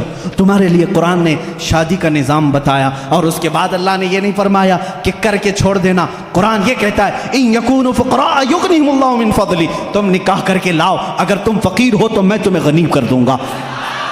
شادی کا نظام ہونے کے بعد کیا اللہ اللہ ہی کرتا رہے، صرف نماز ہی پڑھتا رہ جائے؟ نہیں، قرآن نے کہا فَإِذَا قُضِيَتِ الصَّلَاةُ فَانْتَشِرُوا فِي الْأَرْضِ وَابْتَغُوا مِنْ فَضْلِ اللَّهِ، جب نماز ہو جائے باہر نکلو، روزی تلاش کرو، حلال روزی تلاش کرنا نماز کے بعد سب سے بڑا فرض کام ہے۔ تمہیں کہا تجارت کرو، تجارت کرو اور ایک دوسرے کے ساتھ معاملات کریں، تو ہم نے قرآن سے پوچھا تجارت کیسے کریں؟ رب تعالیٰ فرماتا ہے یا ایھا الذین آمنوا اذا تداینتم بدین الی اجل مسمى فاکتبوا، جب تم کسی کے ساتھ معاملات کرو تو لکھ لیا کرو، اگر لکھنا نہیں آتا کسی اور کو بٹھا کر کے اسے گواہ بناؤ، اس سے لکھوا کر کے تجارت کرو۔ اتنا ہی نہیں، قرض کے معاملات آئیں اس کے لیے قرآن کہہ رہا ہے، تجارت کے معاملات میں قرآن نے کتنا نفع لے سکتے ہو، کتنا لے نہیں سکتے، یہ سب چیزیں بتا رہا ہے۔ اب آؤ وہ معاملات جو تمہارے زندگی میں آتے ہیں، برائیاں جیسے، قرآن تمہاری آنکھوں پر پابندی لگا کر کہہ رہا ہے قل للمؤمنین یغضوا من ابصارہم ویحفظوا فروجہم، اے محبوب آپ مومنوں سے کہہ دیں اپنی آنکھیں نیچی رکھیں، اپنی شرمگاہ کی حفاظت کریں۔ عورتوں کو رب تعالیٰ فرما رہا ہے اے عورتیں اپنی نگاہیں نیچی رکھیں، اپنے بدن کو کسی کے سامنے ظاہر نہ کریں، ہاں اگر تم بے پردہ ہو سکتی ہو الا لبعولتہن او آبائہن او اخوانہن او بنی اخواتہن او نسائہن، صرف تم اپنے شوہروں کے پاس، اپنے باپ کے پاس، اپنے بھائیوں کے پاس، اپنے بھتیجوں کے پاس، اپنے بھانجوں کے پاس، ان کے پاس تم بے پردہ آ سکتی ہو۔ عورتوں کو یہ معاشرتی سلوک بتا رہا ہے۔ ہم نے پوچھا قرآن سے شوہر اور بیوی کا آپس کا تعلق کیا ہونا چاہیے، کیسا ہونا چاہیے؟ قرآن کہتا ہے ہن لباس لکم وانتم لباس لہن، وہ تمہارا لباس ہیں اور تم ان کے لباس ہو۔ لباس ایک دوسرے کے بدن کو چھپاتا ہے، مرد عورتوں کے عیبوں کو چھپائے، عورت اپنے مردوں کے رازوں کو چھپائے، یہی ایک کامیاب زندگی کی علامت ہے۔ قرآن اتنی ہی بات پر ختم نہیں کرتا بلکہ تمہیں دنیا میں کتنی چیز لینا چاہیے، کتنی چیز چھوڑنا چاہیے، وہ بھی قرآن کہتا ہے۔ اولاد کہیں تمہیں رب کے ساتھ آنے سے فتنہ نہ بن جائے، مال تمہارے لیے فتنہ نہ بن جائے، اس سے اتنا ہی لگاؤ رکھنا جیسے سمندر میں کشتی تیرتی ہے، سلامتی سے نکلتی ہے۔ یہ دنیا سمندر ہے، تم کشتی میں ہو، اگر سمندر کشتی میں آ گیا، پانی اندر آ گیا تو کیا ہوگا؟ ڈوب جائے گی۔ اسی طرح تم دنیا میں کھا پی کر کے چلو، اگر دنیا تمہارے اندر آ گئی ڈوب جاؤ گے۔ رب تعالیٰ نے یہ بھی تمہیں نظام بتایا، کتنا دنیا چھوڑ سکتے ہو، کتنا رہ سکتے ہو، یہ بھی نظام قرآن تمہیں بتاتا ہے۔ شادی کے بعد، اس کے بعد بڑھاپے کے معاملات کو بھی قرآن کہتا ہے وَمَن نُعَمِّرْهُ نُنَكِّسْهُ أَفَلَا تَعْقِلُونَ، جب کوئی بوڑھا ہو جاتا ہے ہم اس کو پرانی یادیں لے آتے ہیں، اس کا بچپنا لوٹا دیتے ہیں۔ بوڑھا بار بار بھول جاتا ہے، بوڑھے کو پکڑ کر کے پیشاب لے جانا پڑتا ہے، بوڑھے کو کھلانا پڑتا ہے جیسے بچوں کو کھلانا پڑتا ہے، بوڑھے کو اٹھانا پڑتا ہے جیسے بچوں کو، پوری چیز ریٹرن کر دی جاتی ہے بڑھاپے میں۔ یہ قرآن بچپن سے لے کر کے، پیدا ہونے سے لے کر کے موت تک کے حالات بتا رہا ہے۔ اتنا ہی نہیں بلکہ تمہاری وفات آ جائے اس کا تذکرہ بھی قرآن کہتا ہے۔ موت کیسے آتی ہے؟ ایسے کہ اگر تم دیکھو فرشتوں کو تو وہ پیشانیوں پر مارتے ہیں، پیٹھ پر مارتے ہیں، روح کو نکالتے ہیں، لیکن اچھے لوگوں کے ساتھ نہیں، کفار کے ساتھ۔ اور جب اچھے لوگوں کی موت آتی ہے میرا مولا فرماتا ہے میں پکار کر کہتا ہوں یا ایتھا النفس المطمئنہ ارجعی الی ربک راضیۃ مرضیہ فادخلی فی عبادی وادخلی جنتی، میں کہتا ہوں اے پاکیزہ جان کے مالک آ جا، میں بھی تجھ سے راضی ہوں، تو بھی مجھ سے راضی ہے، میرے بندوں میں شامل ہو جا، میری جنت میں داخل ہو جا۔ یہ موت تک کا تذکرہ ہو گیا۔ اور اس کے بعد جب قبروں پر دفن کراتے ہو وہاں بھی قرآن تمہارا ساتھ نہیں چھوڑتا بلکہ کہتا ہے الہاکم التکاثر حتی زرتم المقابر، اے لوگو تمہیں دنیا کہیں غافل نہ کر دے، تم جاؤ قبروں کی زیارت کرو، دیکھا کرو، وہ آج بڑی طاقت کے باوجود بھی بے حس لیٹے ہوئے ہیں، تمہیں قبروں کی زیارت تک کی بات بتا رہا ہے۔ اتنا ہی نہیں، موت کے بعد ہونے والے حالات کو قرآن نے بتایا ہے۔ میں کتنی چیزیں ذکر کروں، یہ رات ناکافی ہے۔ جو کچھ بیان ہوا وہ آغاز باب تھا، یہ قصہ لطیف ابھی ناتمام ہے۔ اے میرے عزیزو، قرآن کو اگر میں سورہ فاتحہ سے لے کر سورہ والناس ہر آیت کو، ہر سورہ کو چھیڑ دوں تفسیر کے حوالے سے، صدیاں گزر جائیں گی، ہماری عمر ختم ہو جائے گی، کیونکہ قرآن کہتا ہے، اللہ تعالیٰ نے فرمایا وَلَوْ أَنَّ فِي الْأَرْضِ أَقْلَامٌ وَلَوْ أَنَّ فِي الْأَرْضِ وَلَوْ أَنَّ مَا فِي الْأَرْضِ، اللہ تعالیٰ فرماتا ہے جو کچھ بھی سمندر ہیں وہ سیاہی بن جائیں، اور جتنے درخت ہیں وہ قلم بن جائیں، اور اس قرآن کی تعریف لکھنا چاہیں، یہ درخت ٹوٹ جائیں گے، سمندر سوکھ جائے گا، قرآن کی تعریف بیان نہیں ہو سکے گی۔ آخری باتیں ہیں میرے عزیزو، ان تمام باتوں کو ذکر کرنے کے بعد ایک سنی اسی وقت سیراب ہوتا ہے جب قرآن میں اپنے حبیب کا جلوہ دیکھتا ہے۔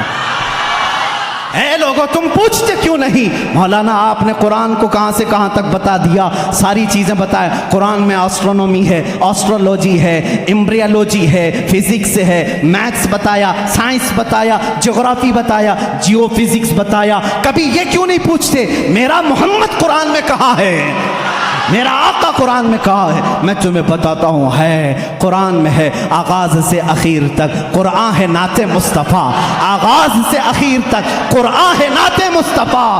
محبوب کے بیان کا کیسا انوکھا ڈھنگ ہے، کیسا انوکھا ڈھنگ ہے۔ تمہیں معلوم ہے قرآن نے میرے نبی اکرم صلی اللہ تعالیٰ علیہ وسلم کی صفات کیسے بیان کی ہیں؟ مجھے بات یاد آتی ہے کہ قرآن کو اگر کوئی صحیح عشق کے ساتھ پڑھے تو اسے اپنے حبیب کے دیکھنے کی جو تمنا ہے وہ پوری ہو جائے گی، رسول کا جلوہ اسے نظر آئے گا۔ یہ میں نہیں کہتا، عائشہ صدیقہ رضی اللہ تعالیٰ عنہا سے کسی نے پوچھا، اے عائشہ آپ رسول اللہ کے ساتھ بہت رہی ہیں، ذرا میرے آقا کا حلیہ بتائیں۔ حضرت عائشہ کہتی ہے کان خلقہ القرآن، جاؤ قرآن پڑھو، تمہیں میرے آقا کے پورے اخلاق نظر آئیں گے۔ میں تمہیں بتاؤں، اللہ اللہ، اے میرے سنی مسلمانوں، اگر تم پوچھتے ہو میرے نبی کی کچھ تذکرے کر دو، قرآن سارے علوم بتا رہا ہے، کیا میرے نبی کی بھی بات بتا رہا ہے؟ ہاں، قرآن کو جب تم پوچھو گے میرے رسول کا چہرہ کیسا تھا، وہ کہے گا پڑھ وَالضُّحَىٰ وَاللَّيْلِ اِذَا سَجَىٰ۔ اگر تم پوچھو گے اے قرآن کیا میرے نبی کی زلفیں بھی ہیں، وہ قرآن کہے گا وَاللَّيْلِ اِذَا يَغْشَىٰ، رات کی تاریکی کی طرح تیرے رسول کے زلفیں تھی۔ اگر تم پوچھو گے قرآن اور بتا میرے نبی کا حلیہ، قرآن کہتا ہے میں تجھے بتاتا ہوں، اس کے ہاتھ وَمَا رَمَيْتَ إِذْ رَمَيْتَ وَلَكِنَّ اللَّهَ رَمَىٰ، جب اٹھتے ہیں ہاتھ اس کا ہوتا ہے، دست قدرت اللہ کا ہوتا ہے۔ اور تم پوچھتے ہو اس کی زبان کیا ہے، وما ينطق عن الهوى ان هو الا وحی یوحى، وہ کچھ اپنے پیٹ سے نہیں بولتا، اس کی زبان سے جو نکلتا ہے وہ وحی الہی ہوتی ہے۔ اس کی آنکھیں تو طاقت کا مشاہدہ کرنا چاہتا ہے، قرآن کہتا ہے رسول کی آنکھیں ایسی ویسی نہیں، ما زاغ البصر وما طغى لقد رأى من آیات ربہ الکبریٰ، وہ آنکھیں تیرا رسول رکھتا تھا اپنے ماتھے پر جس کی آفتاب موسیٰ کلیم بھی نہیں رکھتے تھے، طور پر جا کر کے وہ جلوہ خدا کی ایک جھلک دیکھنے کی تاب نہ لا سکے، غش کھا کر کے گر گئے، ایک جلوے کی جھلک سوئی کے ناکے کے برابر کی نہ دیکھ سکے، اور تیرا رسول پوری ذات خدا کو دیکھنے کی تاب آنکھوں میں رکھتا ہے۔ قرآن کہتا ہے وما رمیت اذ رمیت، اور پھر ہم نے پوچھا کیا قرآن تو بتا میرے نبی کے قدموں کا بھی ذکر ہے؟ کہتا ہے قرآن ہاں، لا اقسم بہذا البلد وانت حل بہذا البلد، وہ تیرے حبیب کے قدم ہیں کہ قرآن میں تیرا مولا کہتا ہے اس شہر کی قسم جس شہر کے زمین پر میرا محبوب قدم رکھتا ہے، وہ قدموں کا بھی تذکرہ قرآن میں نہیں چھوڑا گیا۔